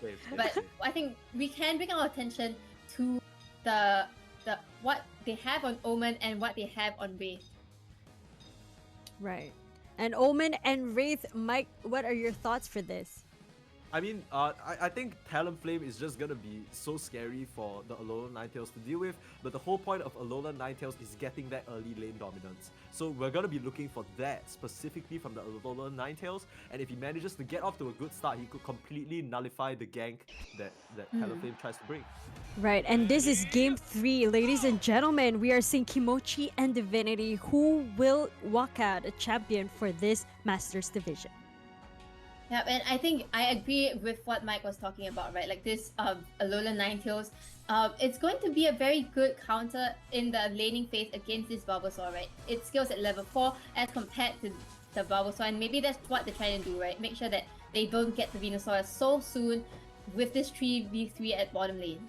Yeah, they managed to pick up that first Audino for themselves with a nice last hit from Fats, and they're still contesting for each and every single one of these neutrals. But Jesby falling a little low, frozen up. This is the power of the lone Ninetales. The defense go forward as well, but Lace is on the front lines. The focus band is popping on both sides. Lace though, he's gonna be the first one to drop, and like we said, the differences. Oh, ooh, the last touch. No, almost. Manages to get his way back to the goal. But this is the dominance of the Alolan Vulpix going to become the Ninetales in just a bit of EXP. If he just goes back for that little bit of farm, I mean, they're gonna opt for the Audino here, and there we go. That's the evolution, and the dominance will begin. Yeah, and this is maybe the answer in the early game. They need to make sure that Omen does get his level 13 into the late game as well, right? With the Aurora Veil, it really counters this Venusaur, right? Ice against Grass in the mainstream games as well. In Unite as well, the same thing. Oh, Jaspi going for the rollout instead of Sing. Okay, interesting. Could have paid dividends here, and the rollout catching them by surprise. Nice little sneak maneuver from Jespi. Just hits that level 4 and straight up just barrels into the ice. The Ice Queen right then. It takes him down. Could really severely dampen this power spike that they're looking to play off of on this Alolan Ninetales. We talk a lot about this bot side because in the top side it's literally just a 1v1 mirror matchup, right? They're just gonna be karate chopping and kicking each other. It's a judo duel. Yeah, it does seem that, you know, KC Imokia actually being able to steal some of the farm on KSC's side, not allowing him to get his level 5 to actually evolve. So a little bit of a power difference at top that won't translate much at this point so far, but at bottom lane it seems like more of the actions are actually happening here. Yeah, I mean, so this is gonna be interesting, right? Because even though we have Wigglies on both sides, there's a difference. But here comes the difference maker, Wraith, with the talent. We talked about how the early gangs could be nullified. It's Wraith who ends up swooping down and taking out this Alolan Ninetales, grabs that bit of farm, or tries to, doesn't manage to secure it for himself. But Jespi with the roll out, as well as Wraith with the dive in, enough to make it happen. Brave, but okay, grabs that last hit, has to be careful of falling asleep though, but Fats is the one who's dropping a little bit low at this current moment. The all-out brawl has begun in this bot side. Jespi caught so low. Yeah, they caught Jespi out with the sleep. And a nice little rapid spin in, but there's the Brave Bird in from Wraith. The trades are back and forth from both these teams as they begin to gather to this bot side. Now Divinity, KST has made his way down here, but okay, Kimochi's Imokia is still on his way. They're gonna start out this Dreadnought though, but they need to come here fast if they want to contest. I don't know if they're gonna make it in time, Artie. Well, it looks like Kimochi were trying to actually get the level 9 first onto the Blastoise, but Divinity finds an angle to kind of just start, and now they are going to push in a little deeper into the side of Kimochi's side. Look at where Wraith is. He flame swept all the way through just to clear the path for his team. And I mean, that fight was over before it even began, right? They managed to get the shields and the EXP, and that allowed them to get a lot of their Unite moves. As compared to the side of Kimochi, they're all just now getting one level 9 on the Blastoise. He's gonna pop out just to evolve, I think. Yep, that's a bit of a weird interaction. Yeah, but but I mean, that's something to fire back. Okay, Hydro Cannon out, the eject button forward. There it is. They managed to get the touches onto Lace. He's standing on top of his goal zone though. The sustain from Sana, it's enough. Wraith, he's gonna end up dropping, but now it's a trade back and forth. 2 down on the side of Kimochi. In response is the Talonflame, and they're gonna grab Omen as well. So at the end of the day, Divinity secure the first Dreadnought in commanding fashion. They managed to fight back, and Kimochi bleed a few Pokemon, but at the end of the day, Divinity is still firmly in the lead. And the steal from KST. Imokia, he's not going to be feeling too good about that one. Might exile himself in this top side, but KST with the last laugh. A missed time skill right there, and just KST just gets it off entirely. Imokia just went for it all the way until like 5%, and it even went in. Lace just going in to get to the side of Kimochi as well. Yeah, I mean, they've taken firm control of both sides of the map, right? In the bot side, they just start out that Dreadnought before Kimochi have even time to react. And the discipline from Divinity, they send, I mean, you must have a lot of faith in KSD because he just walks up, just gives it one punch on the jaw and just steals it. And just like that, they're in a commanding position. Wraith as well, getting a nice little dunk in. This Ninetales needs to be careful because he could really start to drop to Wraith here, but opting to Brave Bird out instead. Look at this scary lineup. They have the dynamic punch rollout in, but this is here, the Unite move. Blastoise effect. Okay, Unite move barrage blow negated by the Starlight Recital here as Emo Kia, he's in the thick of things. The Hydro Typhoon, sorry, gonna knock them out, but it's not enough to peel them off Omen. The Flame Sweep is there, and the chase is on. Wraith just manages to clean them all up. I believe that was an entire white KO streak of 4 for Wraith as Emo Kia comes back just to defend his tier 2 goal zone, but it's already been ravaged. Only 29 points left on that, and they're gonna add another 4 from Jespi as he rolls out. Meanwhile, off screen, they get the Dreadnought as well. Divinity, they're firing on all cylinders here.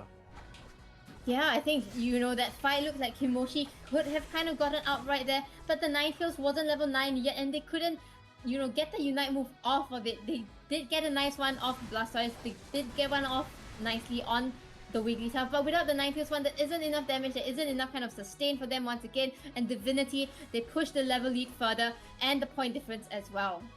Yeah, I think the biggest thing of all was that barrage blow, okay?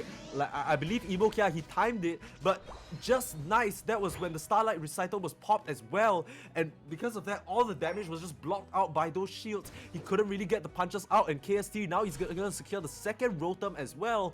All the objectives falling into the hands of Divinity here. How can they hope to fight this? The Flame Sweep pushing them back straight into the hands of KST here. He's just punching away and dealing the damage. The punches are out. They take down 2, and they can push in this Rotom if they're not careful. Alolan Ninetales is here, but Brave Bird is there, and they might have taken down the Machamp, but their top tier 2 is open up and ready for business. Lays, it's the Beyblade battle yet again. Okay. No, they're just gonna respectfully. There's no battle to be. They just give each other a nice tap on the back and walk away. So at the end of the day, Divinity still take a pretty strong lead here. Yeah, it was really nice to see that Brave Bird kind of pushing them out, and then he just re-engages into them with the Flame Sweep and then the Brave Bird, and I think that was, just these 2 moves alone enough to actually bring Kimochi down so low, right? To make sure that the Machamp on the Divinity side could just bring them all and knock them all out. And with that, they get the tier 2 goal zone off the side of Kimochi. So now, it's good. If anything at all, if they dunked anything, they can just go straight for the tier 3, and there's no cap to how much they can dunk at the tier 3. Okay, so only 17 seconds left on the clock, but they want to clean up this Dreadnought. I don't know whether they'll have time to though, but the rest of the side of Kimochi starting to gather around. The rest of the fight is already breaking out as Jespi trying to be that front line, roll out forward. But there is the Brave Bird in onto all 5. But there's the Unite move, KST with the barrage roll out. There is the Hydro Cannon, but it's blocked entirely. It doesn't seem to knock anyone up. And KC Fats not able to stand strong in this Divinity. They're starting to clean up as Jespi as well as Lace. They're standing strong. But so far, it's only Lace left. But Lace, he's doing the damage, and Lace now one last takedown to take down the stadium, and it's a 9-man out of the remote stadium right now. The only one left standing is Lace, and Fats, he's here as well. He has his own circle of sleep to play with, but he can't hope to 1v1 Lace here. What a chaotic fight as both teams, they just shoot off everything they have in this bot path. Yes, and the problem is still that Lace is never dying. Kimochi just doesn't have the answer to Lace at all. They bring everyone else on the side of Divinity down, but it's still not enough. And now both sides, they're all fully up. There's only 1 minute left. If Kimochi wants to win, they need to rush this Zapdos, get it done, and still need to manage to dunk in before they can even win. Yeah, they need to make a move fast here, but the nice, the rapid spin onto all 4, that could be good. Flame Sweep, the first one down is that Wigglytuff. Hysteria, can they keep him alive? Absolutely not. He's gonna drop. Omen as well, dived in, but they managed to get the Venusaur. That's the big one. Fallen, he's gonna drop though. So 2 left on the side of Divinity at the end of the day, and 5 swept up. Kimochi, they are out of this game. They all Pokemon down, and this Zapdos is more than likely gonna fall to Divinity, and that leaves Kimochi with no time, no points, and no space to make any sort of comeback. Even if they go towards their goal zones now, they're not gonna be able to stop the dunks from raining in. Yeah, I think you know what, Kimochi, they tried their best to find an answer to this Venusaur, but the answer to this is really to just ban it out, right? I mean, they've changed from Pokemon to Pokemon, trying out this Ninetales, and it's just not enough for them to actually fight against the side of Divinity. Yeah, I mean, as the timer counts down here, it's like what we always say, this is what the top teams have over, the teams that are perhaps one or two tiers below. It's just the ability to adapt on the fly, right? They deal with the slow bro. They're like, okay, we can't, so we can't deal with it. It's gonna count us out. So they ban it immediately. And Kimochi, they can't find a solution in time. Yeah, and unfortunately for them, Divinity will be the ones to take this game away from them. Not just that, they do it pretty convincingly as well, right? I think whoever is watching this game, if they are going to go against Divinity again, and there's the ban, right? Ban that Venusaur. That Venusaur has just been such a menace in all of these games that we've seen today and yesterday as well. And unless you do have that slow roll, it's going to be very hard to go against. Yeah, I mean, we talked about the Alola Ninetale dominance in the early stage. His dominance ended after around like 1 minute, that's for sure. He still dealt quite a considerable amount of damage out, but they, like you said, they just couldn't stand up to the Venusaur. They might have to opt to ban it out instead, but that will be a story for another series. For now, though, it's Divinity who take it 2-1 in a pretty close series, all things considered. Kimochi really pushed them to the limit, so well played to both teams, but Divinity, they're the winners here. Yeah, I think Kimochi did a very good. They took the fight before the Zapdos really well, and it kind of looked like they had it in the bag, right? Almost bringing down Lays, but just unfortunately a little bit shy from that, and because of that, the whole entire team of Divinity came back in time to actually face them once again and win that team fight as well as the Zapdos fight. Right, and actually, you guys keep talking about Wraith and Lays for this round. Previously, it was Jesp. Is there anyone, Rox, in the Kimochi side that you feel like is kind of an MVP that stood out to you? Well, I think they have been playing the Blastoise very consistently throughout all these games, right? We have seen the Unite move coming in from Blastoise doing so much and impacting the fight so much that they won the first game, almost won the third game as well. So I think the Blastoise player on the side of Kimochi definitely gets the MVP for his team. Yeah, Hysteria, he brings it out, and like Rock said at the start, it's not a pick that we see very often in Southeast Asia, but when you have someone who can so consistently land these Hydro Typhoons to perfection, it's just more so a matter of not having the follow-up, right? Which is where Kimochi unfortunately fell a bit short, but yeah, that's the story of the game. They could line them up, but where was the knock 'em down? Right, and let's head on over to the Master Standings. We know Kimochi played one game before this, and we see them with one win and losing this match. And obviously Divinity with their first win of the day, and here for the free gift, who had one loss, So again, what we have for this current match is the champion for the Masters Division walking away with 8 LCL points and $100. Mike, looking at this, who do you think will walk away with the champion as the champion for the Master Division? So honestly, I mean, expectations are right here in front of us. I mean, this layout is the one that we were talking about would be the most likely. Now, unless here for the free gift, just bring out the big guns and just slap Divinity into the ground here, it's gonna be a bit hard to come back, because even if so just to clarify for you guys, if we end up with a case where we have 1-1s across the board, that's where we use the difference in the energy for each of the wins and losses to calculate who should be on top. Now, Divinity and Kimochi, that match, it was, I don't know if you guys remember the score, but it was 30 to 860 something or something like that. Yeah. So, regardless of whether here for the free game, unless they literally just turn on beast mode right now, I don't know whether Divinity are gonna get shaken out from their champion spot. So, in the very least, Divinity are gonna for sure get at least $70 and 7 LCL points to work with. As for here for the free gift, they're gonna have to really power up. Right, and actually, guys, we had such a great match from Divinity and Kimochi, and we're all here for the Elite Division, which we're gonna see after the break. We're gonna see Star 9 and Renaissance battle it out, just like in qualifier number 1, which we actually saw them for we were supposed to see them for 3 games, but we did not see the end of it, unfortunately. But this is gonna be the same setup, and we're Rox, what are you looking forward to this Star 9 versus Renaissance? Well, I think both teams have very versatile players, and they have like a lot of Pokemon in their roster that they can play, right? So it really comes down to who they choose to ban, because they have definitely seen each other so much on the ladder in competitions elsewhere as well.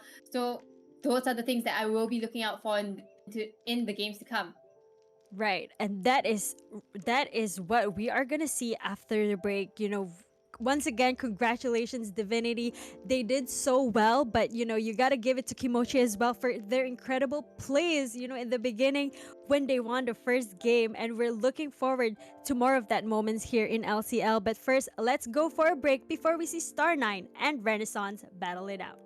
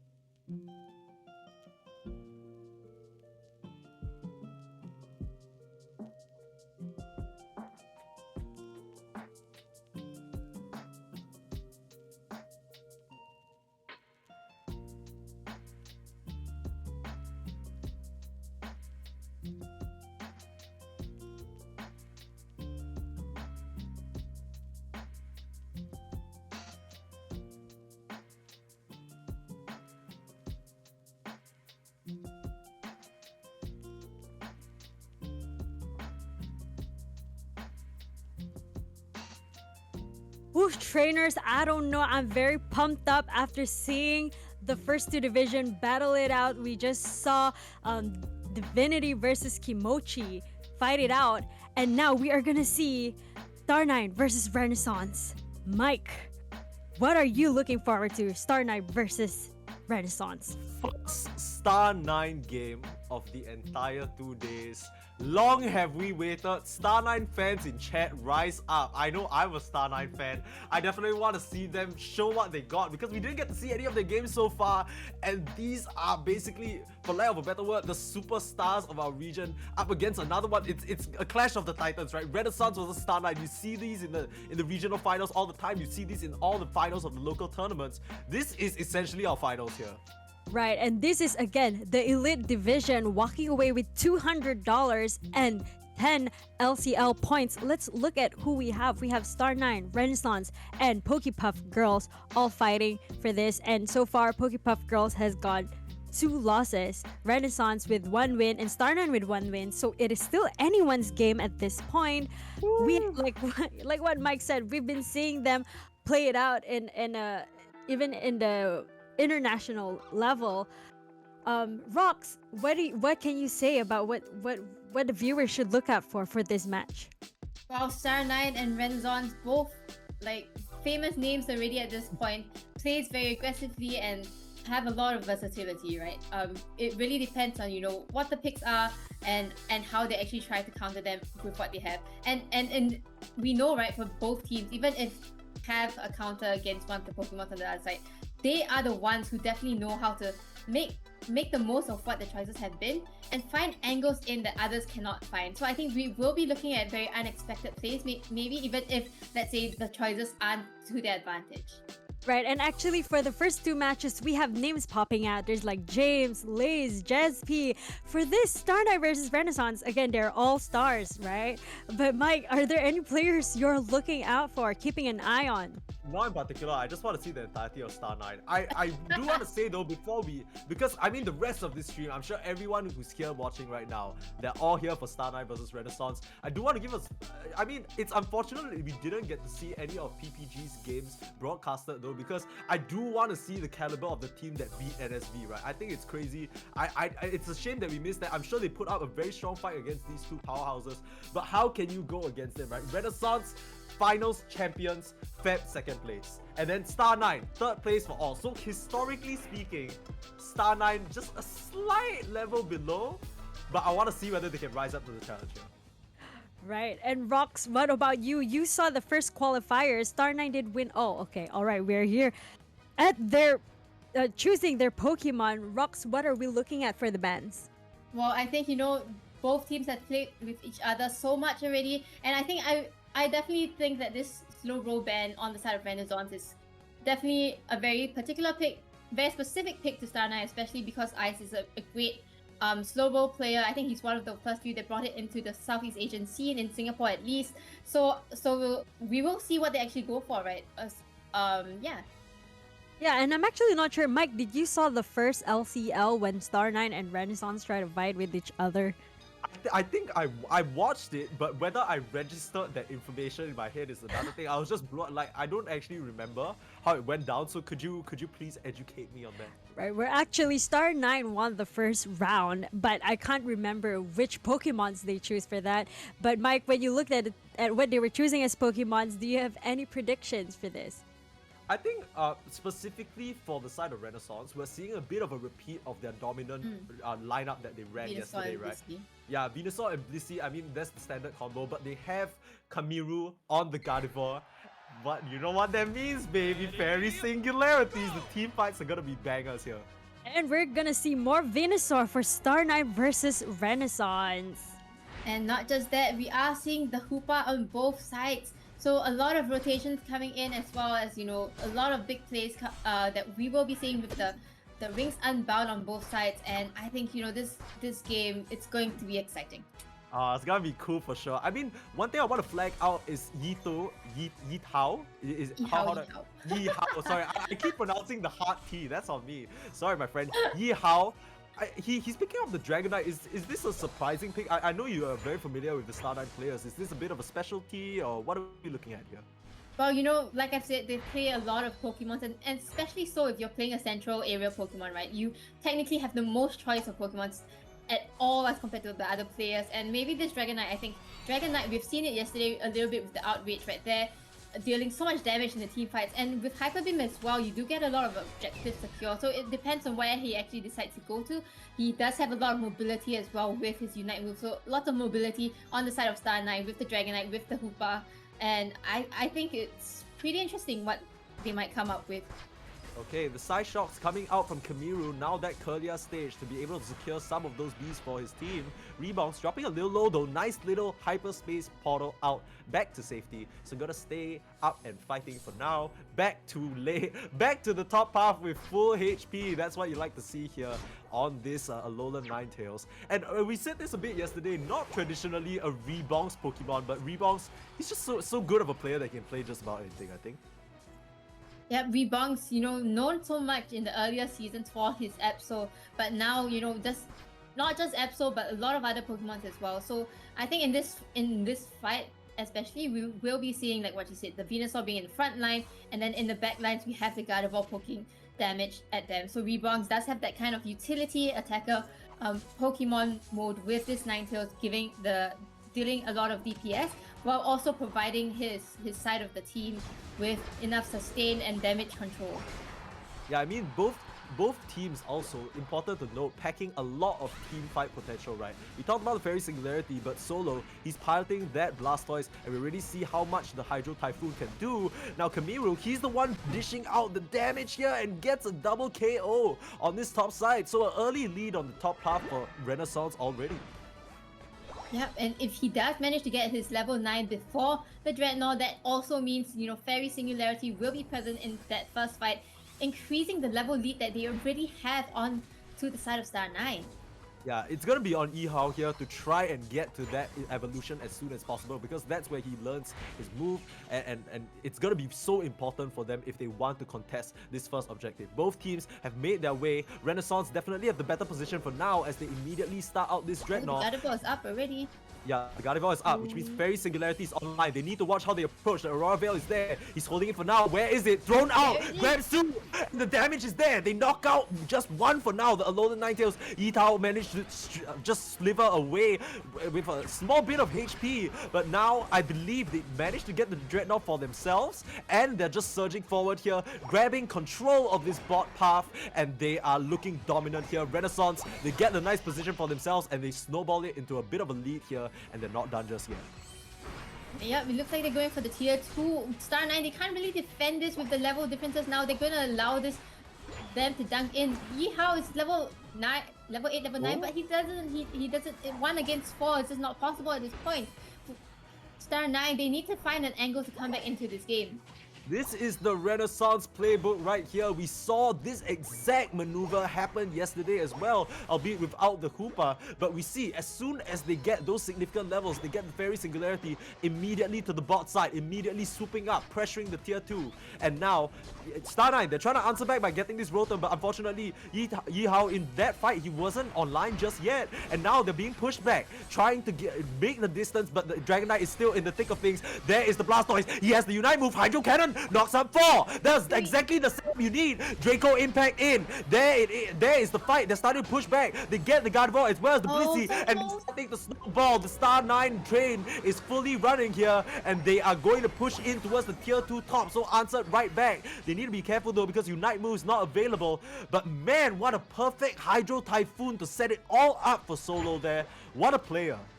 Yeah, we've seen just now in some of the games, before, right, we see how Blastoise can kind of come in and work with other Pokemon, and this time we see something a little bit different. Solo with the Hydro Typhoon just setting up for the Unite move from the Dragonite, and they managed to get so many of them, bring them down, and the tier 2 of Renazon's goal is gone. Yeah, they managed to open that up, and that could be really scary for the secondary Rotom here. Could open the path straight for the central, but Dreadnought, the second one, just immediately melts. I think Star 9, without their Hydro Typhoon, they just opt, you know what, we can't take this team fight. They're just going to the central area and farming as many of those neutral Pokemon as they can. I mean, look at Solo, he's still up there, true to his name, just trying to apply as much pressure as possible, waddling away now.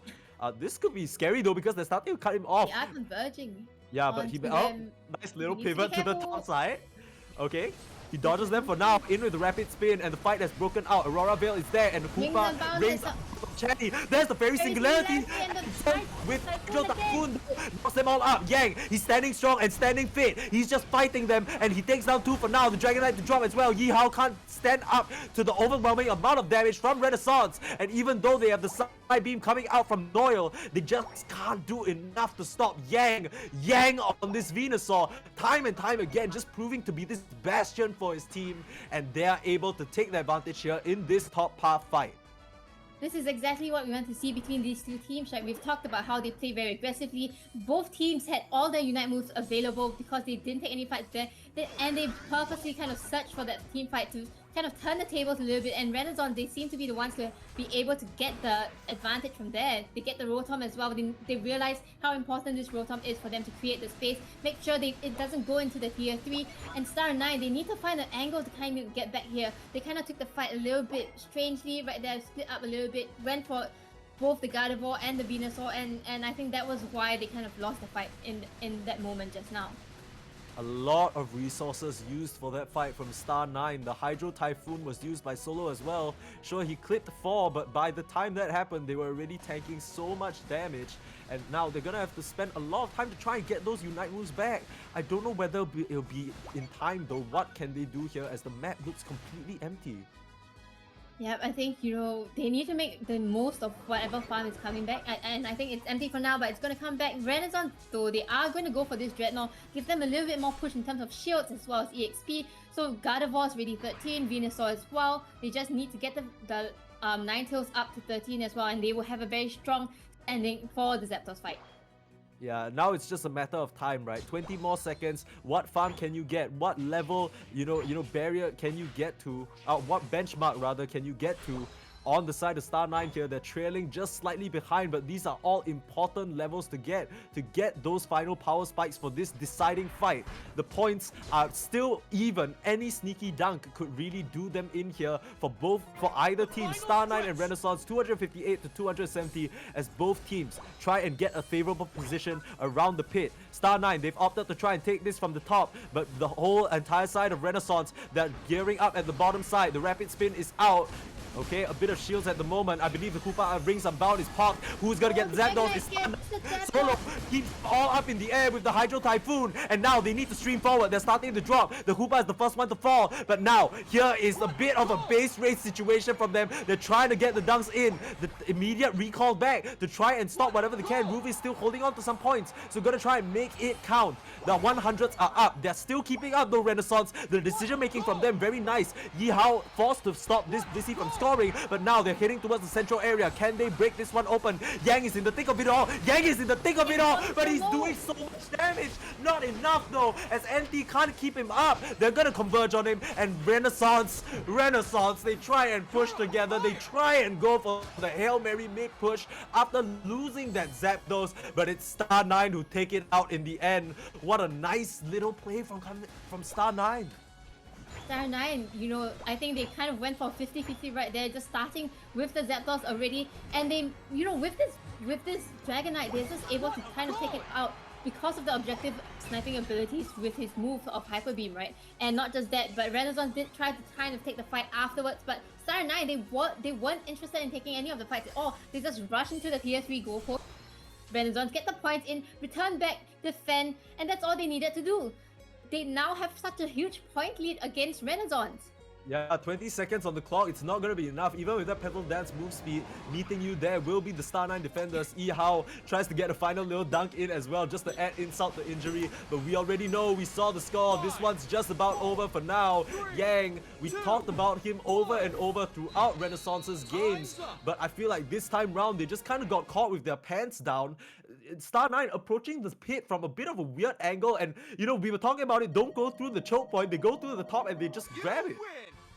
Yeah, I think, Renaissance, they show such dominance in the team fights in this game against Star 9, but Star 9, they kind of know this as well, right? They try to find a different angle. Don't let Renaissance fight in a comfortable position. Don't take up the team fights that they want to set up for, because they are known to do that exactly that, and Star 9 gets the win onto the Zapdos by making this decision on their side, and they just take this first game into their hands just like that.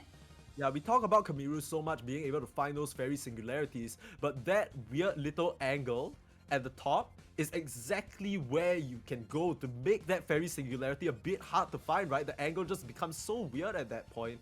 And look at the damage dealt. How does this Dragon Knight have only 50? What is he? 15,000 damage. How does the Blastoise have 70? What is going on?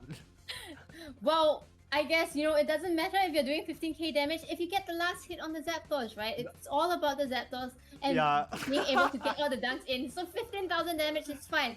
He recognizes what he needs to do. It's not about the damage. It's all about the points. It's all about getting the objective, and that's what he did. Yeah, it's not about the quantity, it's just the quality, right? The 15k is the one that really mattered. Very nice support Dragon Knight play coming out from Yi Hao there.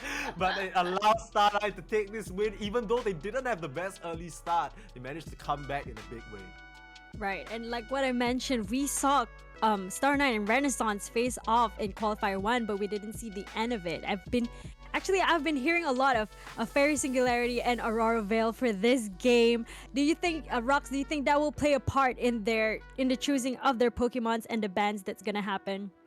Actually, I think what kind of worked very well on the side of Star 9 was that Blastoise Dragonite combination. We saw, the Hydro Typhoon just having so much impact, and not to mention the Blastoise itself doing 70k damage as kind of like the main attacker instead of a defender. So I think Blastoise maybe it's the kind of Pokemon that Renaissance might want to ban, because it has so high impact in a lot of the team fights and a lot of the objectives that they were doing just now. Right, and that's so true. And even with, like, you guys keep talking about Solo and Yang. Mike, are there any other plays or players that you want to highlight from here?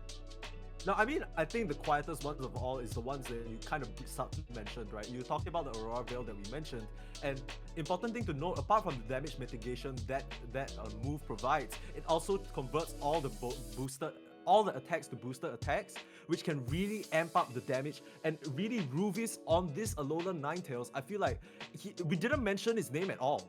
Not a single time, but he brought so much control to the team and just so much protection for them in a way as well, and he really was a crucial component. So that would be a player, we didn't give him enough credit. I'm gonna give it now. Ruvis, you did great. Keep it up, man. Keep it up. You got this. Right, and looking at the game again, Zapdos was the turning point for Star 9, as we saw in some of the few games earlier on. Rox, what are you seeing from Renaissance? How are they going to respond to this to Star 9? Well, for Renaissance, we know that they care a lot about the micro plays, right? They position themselves early into the Zapdos pit, and they are ready to take fights. So I think that's what they want to be doing, right? But Star 9 didn't allow for that to happen. So I think if they are going to the next game, they are aware that Star 9 might just go for the Zapdos once again. So maybe the strategy will be a little bit different this time. Instead of, waiting around and finding the optimal angle, they will be the ones to engage Star 9 in the fight first, kind of force that kind of opportunity, I would say, and potential that they have with their team fights, and force the fight from there. Right, and that is something that we're gonna look forward to game 2. But Mike, do you think we will have a game 3? Yes, please. If that's the quality of Pokemon Unite, I'm sure everybody here in chat, everybody watching, I think even the players, maybe not the players, maybe not, but maybe not the players. I'm sure Star 9 would like to take this with a 2-0 and make it clean, but I know everybody else wants a game 3, and that was such a sick game, right? I mean, not to discredit any of the other teams we've watched, they've all delivered such high caliber, exciting games to watch. But man, there was something else, like the level of maneuverability. You know, these teams, there weren't any like sort of like, oh look, this guy randomly got picked off away from his team. It was all so structured. Everyone knew exactly what they needed to do, and that's what makes this game so cool to watch. Right, everything was calculated. In fact, even their team fights seems like there's a pattern to it. You know, they kind of converge and go on to do their own objectives. Rox, what can you say about in their team strategy, picking their team fights? What are your advice for Renaissance? Well, I think let me maybe talk about the general strategy for both teams instead, right? So we see that there's a Gardevoir on the side of Renaissance. Star 9, I think in particular, right, when they took the fight, they positioned themselves in a way that not all of them will actually get caught if, let's say, a Fairy Singularity actually came in. So the Fairy Singularity, we've been talking about it so much in the games before and today as well, but in this match, we never really saw the impact of that because of the positioning of Star 9. And I guess on the side of Renaissance, right, they need to seek out the Pokemons that they want to bring down or knock out on the side of Star 9. And I think that will kind of decide whether or not they actually kind of take the team fights well or not. Right. And actually, Mike, hearing from Rox, what can you add on to what she said? What can I add on? Let me think. You gotta give me a second real quick. We're really play-by-play perspective. We're really starting to burn on the point. Okay, I just want to say, before the game started, right, you asked me to talk about the composition. And this is the composition that Renaissance has had success with. But actually, this is coincidentally a composition that Team Rocket ran as well to not so great success. And one of the weaknesses that we were talking about is it sort of lacks a frontliner. You're relying a lot on Yang to be just on that front. But when Yang is all the way in the front and he's dealing with so much control between Ruvis, between Solo, and with the Dragonite just spitting at him, it's not as sustainable as it used to be. We saw Yang yesterday, he doesn't care, he just goes in, he's like, yeah, get me, sure, use all 5 Unite moves, it doesn't matter, but they might actually have to think about maybe we need a bit more disruption, maybe we need a bit more team fight tools, because we do have the Fairy Singularity, we do have the Ninetales, but is that enough crowd control? Right. So, correct me if I'm hearing you wrong here. So what you're saying is they should communicate more within their teams? No, that is not what I am not saying. That's what I'm hearing. No. So my take is that I think it's just a composition thing, right? Where they are missing a key component. So the main thing is that if you look at the composition side by side, you just see the Pokemon, right? But if you sort of, when you pick Mario Kart like cards, and then there's like the speed, acceleration, and all that. The team fight and crowd control ability for the side of Star 9 are at like a 5. Yeah, I think especially with the Blastoise, specifically because of the Blastoise. Yeah, the Blastoise just brings that extra edge for the control, right? Like Artie was saying. The Fairy Singularity, yes, it's this good team fight tool, but it doesn't bring sustained control like the Blastoise can. So that like where Star 9 have a 5 on the control meter, that's where Renaissance are maybe at a 4.54, but little difference is what Star 9 are using to take the lead in these fights. So that is something they might want to look at. These two teams, they're so skilled, the differences are all on a knife's edge, right? It's really down to these micro things. Right. Rox? I'm like trying to understand what he's saying. So many things going on. Okay, but yeah, I do agree a lot with what Mike is saying as well, right? Like the game just now between Star 9 as well as Renaissance, it was so even at so many different points. It wasn't entirely certain or like sure that one team was going to win the other team. It was always very even throughout, even from the early to mid to late game, even though Renaissance got the very early part of it with the first Dreadnought, with the first push, but we saw how Star 9 did come back also with the Rotom, right? They managed to get the tier 2 down, and I think both teams respect each other a lot to know that they are pressured to kind of perform to the optimal stage. And I think in that game, really, like I think Star 9 just did so well, knowing that they have the Blastoise, they have that Dragonite, and deciding to go for the Zapdos fight instead of taking a team fight was definitely a very strong point. I wonder what they banned here for this next game actually. Like, do you think they'll still remain the same? Because they actually banned out... it was a bit weird, right? Because we didn't see Duraludon the whole of today, but Duraludon was one of the bans, along with Absol. Do you think they still ban Duraludon? I feel like I don't know about that one actually.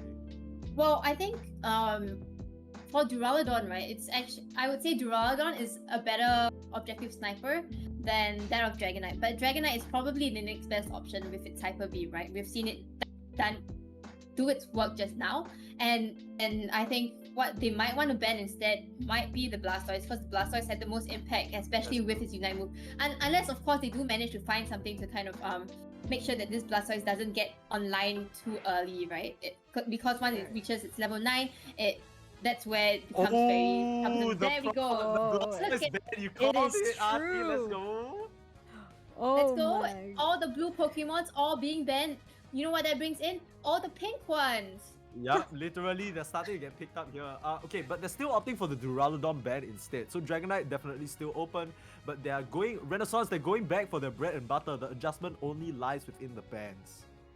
Right, and we are Yeah. actually seeing Star9 solo going for the Venusaur. And of course, Renaissance have their own Venusaur. Rox, what do you think that spells out for this round? Well, honestly speaking, without Lucario and Blastoise at the top lane, most likely it's a Machamp or Serena. But we're not even seeing both of that on Renaissance and Star9 teams, right? They're all kind of choosing something else. Very interestingly, solo on that Venusaur. Not sure if he will be the one at top lane or not, but we will see that as we go into the game. It seems like Yihao has picked up the Dragonite as well, even though like the Blastoise is no longer with them.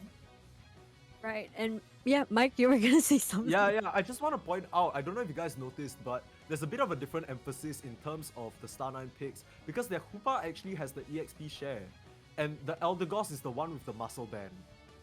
So yeah, right. I usually it'll be the other way around, right? Where the Hoopa is sort of put in a more kind of core position. They actually are running 3 supports here, so they really want to buff up this Venusaur as we get into the first game. And yeah, guys, it could be the final game of today. If Star9 takes the win, they're gonna be champions for the Elite Division in this LCL Qualifier number 2. Yeah, and okay, let me go back into one of the points that Mike made about this Hoopa. Right? Personally, I do like this EXP share on the Hoopa, especially if they are going for this 1-1-3. But they are going for the 2-1-2 instead. But this really gives you a lot more farm to kind of channel that carry Pokemon on your own side, right? So in the case of Star9, they want to channel that Venusaur, like what Mike mentioned, as well as this Dragonite because of the objective sniping potentials, as well as team fight that it has with its Unite move. Yeah, so it's really just all about powering up this Venusaur to unstoppable levels, right? Like, they don't really have a single target disabled that can really eliminate him. It's really just the Gardevoir with the Fairy Singularity, right? They don't have something like a Slow Beam or someone like a Charizard to just hunt him down or something like that. But yeah, Star9, they've opted for a funnel strategy is what I like to call it here. Yeah, I definitely agree that it is the funnel strategy that Star9 has. And on the side of Renaissance, I think they're going for something similar to what we saw just now, right? Just channeling this Gardevoir as well as with this Alolan Ninetales to make sure that it doesn't go down so quickly at all. Yeah, I mean, early dominance coming out from rebounds. This is exactly what we expect from the Alolan Ninetales, right? This is the power of this pick. And Star9, we were talking about Ruvis piloting the Alolan Ninetales to pretty much perfection earlier on, but they've actually opted to switch off it this time round. Do you have any read on why that might be the case? Sorry, I did not catch that at all, but okay, like I think with the current team comp that they have, Renaissance, they kind of want to make sure that this Gardevoir is well protected and really make sure that it can do as much damage as it can from the backline. Wait, are you alright? Okay, I'm back.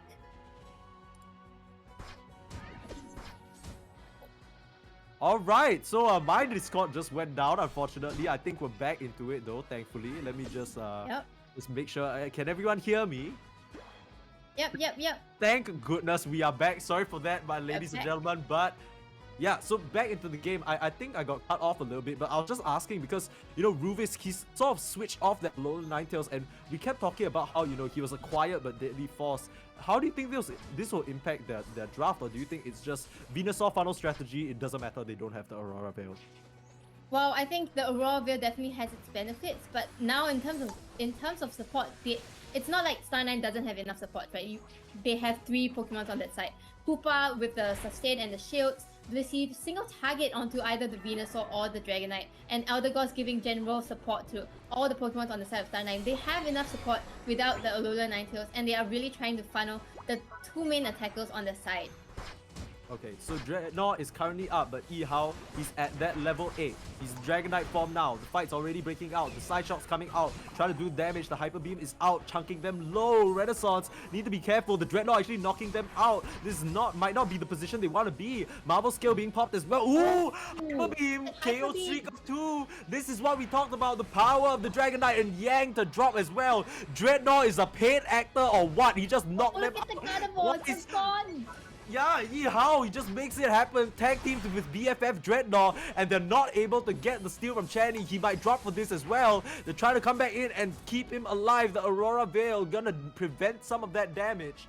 But at the end of the day, Star9, early commanding lead for them. They don't actually convert this into any points, but they get the objective for themselves.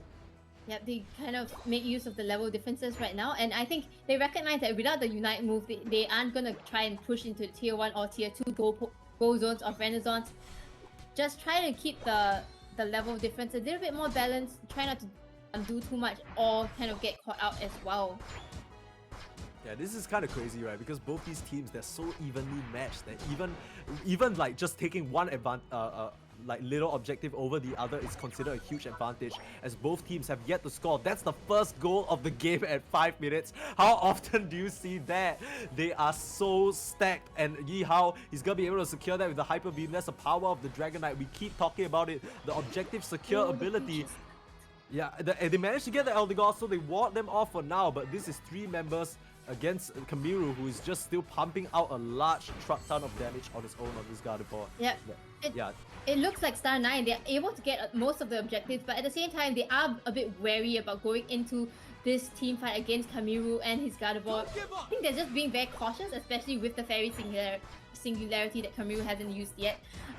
So we're not seeing a lot of action, but I think they are playing, both teams are playing very carefully and making sure to catch the slightest mistake that the other team might be making in this game. Yeah, I mean, the first game looked a lot more structured, like in terms of the conjoined moves. This one feels a bit more scattered. It feels like both teams, they're just constantly splitting into these 2-3-man units on the map and using the Hoopa portals a little differently. Earlier on, we saw a lot more unity in the Hoopa portals, right? Every time it's for the objective, Dreadnought just spawns, they both portal down. Now Renaissance, they're just blipping back and forth and trying to get advantages wherever they can on the map. It's gonna open up this top side for Star9 to get a dunk in and even out the score, but it's Dreadnought they want to fight for. Verdant Anger, Fairy Singularity!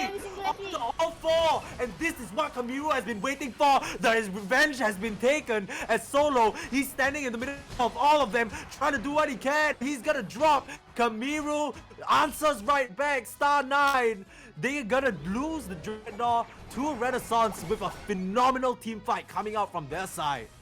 I'm not sure if you saw what happened, but basically Rings Unbound was used and all of Star9 just plopped right into that Fairy Singularity. No. And Renaissance, they just take so much out of Star9. That was the kind of mistake that they were looking out for, and they took it, they made the most out of it, and now they are in the lead in terms of levels and in terms of points as well.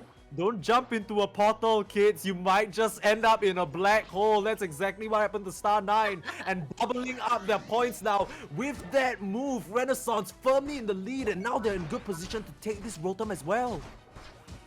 Yeah, this Rotom, I think Star9 doesn't really want to contest in this team fight. They know they are able to defend it. Maybe just give off the tier 1. But no, it's actually going to go into the tier 2 because they just let it go to one of the Pokemon on the side of Renaissance first. So they need to use this time to defend well the side of Renaissance. They want to make sure that they get the levels in. You know, Venusaur is not near 13 at all yet. The Gardevoir needs one more level for its next power spike, and I think with that they will become more ready for the fight in the Zapdos pit. So 50 seconds left until the final stretch as they try and deal with this Rotom. Key thing to note here is that 220 points to 144, it's not out of the question just yet. It's probably going to come down to this Zapdos yet again to be the determining factor. And after all, Star9, even though they took such heavy losses in the top half, their key player is still standing strong. Level 12 on that Venusaur is Solo. He's been the difference maker for the team in the previous one. Can he close it out in this game number 2 and like just take the grand finals with this sweep. It still remains to be seen, but okay, they're actually trying to rush this Dreadnought. I think with all 5 members here, they're actually going to be in good position, but that allows Star9 to get the positioning advantage, and we all seen how good the positioning advantage can come into play for each of these teams. Playing a bit more aggressively in terms of the positioning, going straight in. Yeah, Solo, he's in. 1v1 of the Yang. Ice is backing him up, but is it enough? Where's the Fairy Singularity? It's not being thrown out. Yeah, it might not be available. The Hoopa rings are bound popped on both sides as the fight is in absolute chaos right now. I believe someone just got low by Yihao. That's the Draco impact. Down, dropping. Okay, who drops first is the Lola Ninetales. And the Dragon Knight first wants to fall. The 2 supports dropping a little low. They found Rubies on the wrong side of the fight. But Yang, he's still standing strong. So is Solo. It's a 1v3 for Yang at the moment. He's just charging forward. Both Venusaurs. It's a Venusaur versus Venusaur battle. But it looks like Star9, they're the ones coming out on the top as the funnel works. Solo, 14. It's just one Blissey left. NT, the focus man popping. But Solo, he's just gonna go back for the objective. What an absolutely chaotic fight here. Yeah, the Dragon Knight goes down too early, so they can't do this Zapdos right now. They want the Dragon Knight to be able to get there soon enough. And Rebounds is caught so out of position, he caught low, and he goes down as well. No! Star9, they get the Zapdos once again. Yeah, and I don't know whether the Fairy Singularity was thrown out there, because if it was, it didn't really seem to do a lot. Solo, he might end up with a 5 KO streak here. What a way to end this. The phenomenal performance coming out from this Venusaur, and they funnel all their resources into him from the start of the draft. Even though they took those losses in the top side, they let him farm away and he delivers. Star9 goes for a different strategy this time. They position themselves so aggressively in the Zapdos pit, finds out the positioning of Renaissance, goes in, it initiates the fight, gets them all down.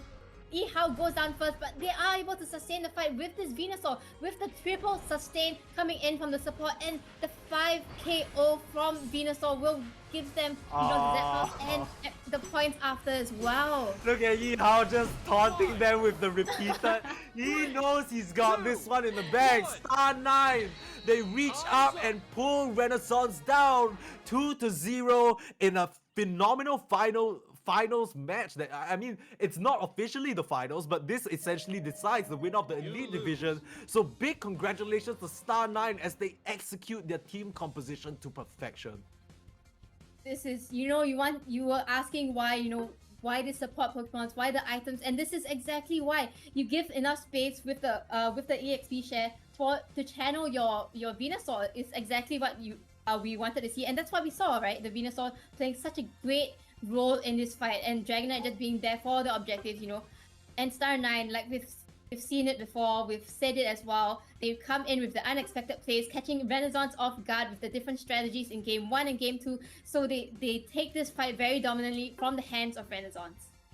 Yeah, I mean, really gotta give commendation to Yihao. The support Dragonite is insane from this man. 27k damage. You remember the Dragonite when he just got released? That dude was like pumping up like 70-80k per match for Yihao.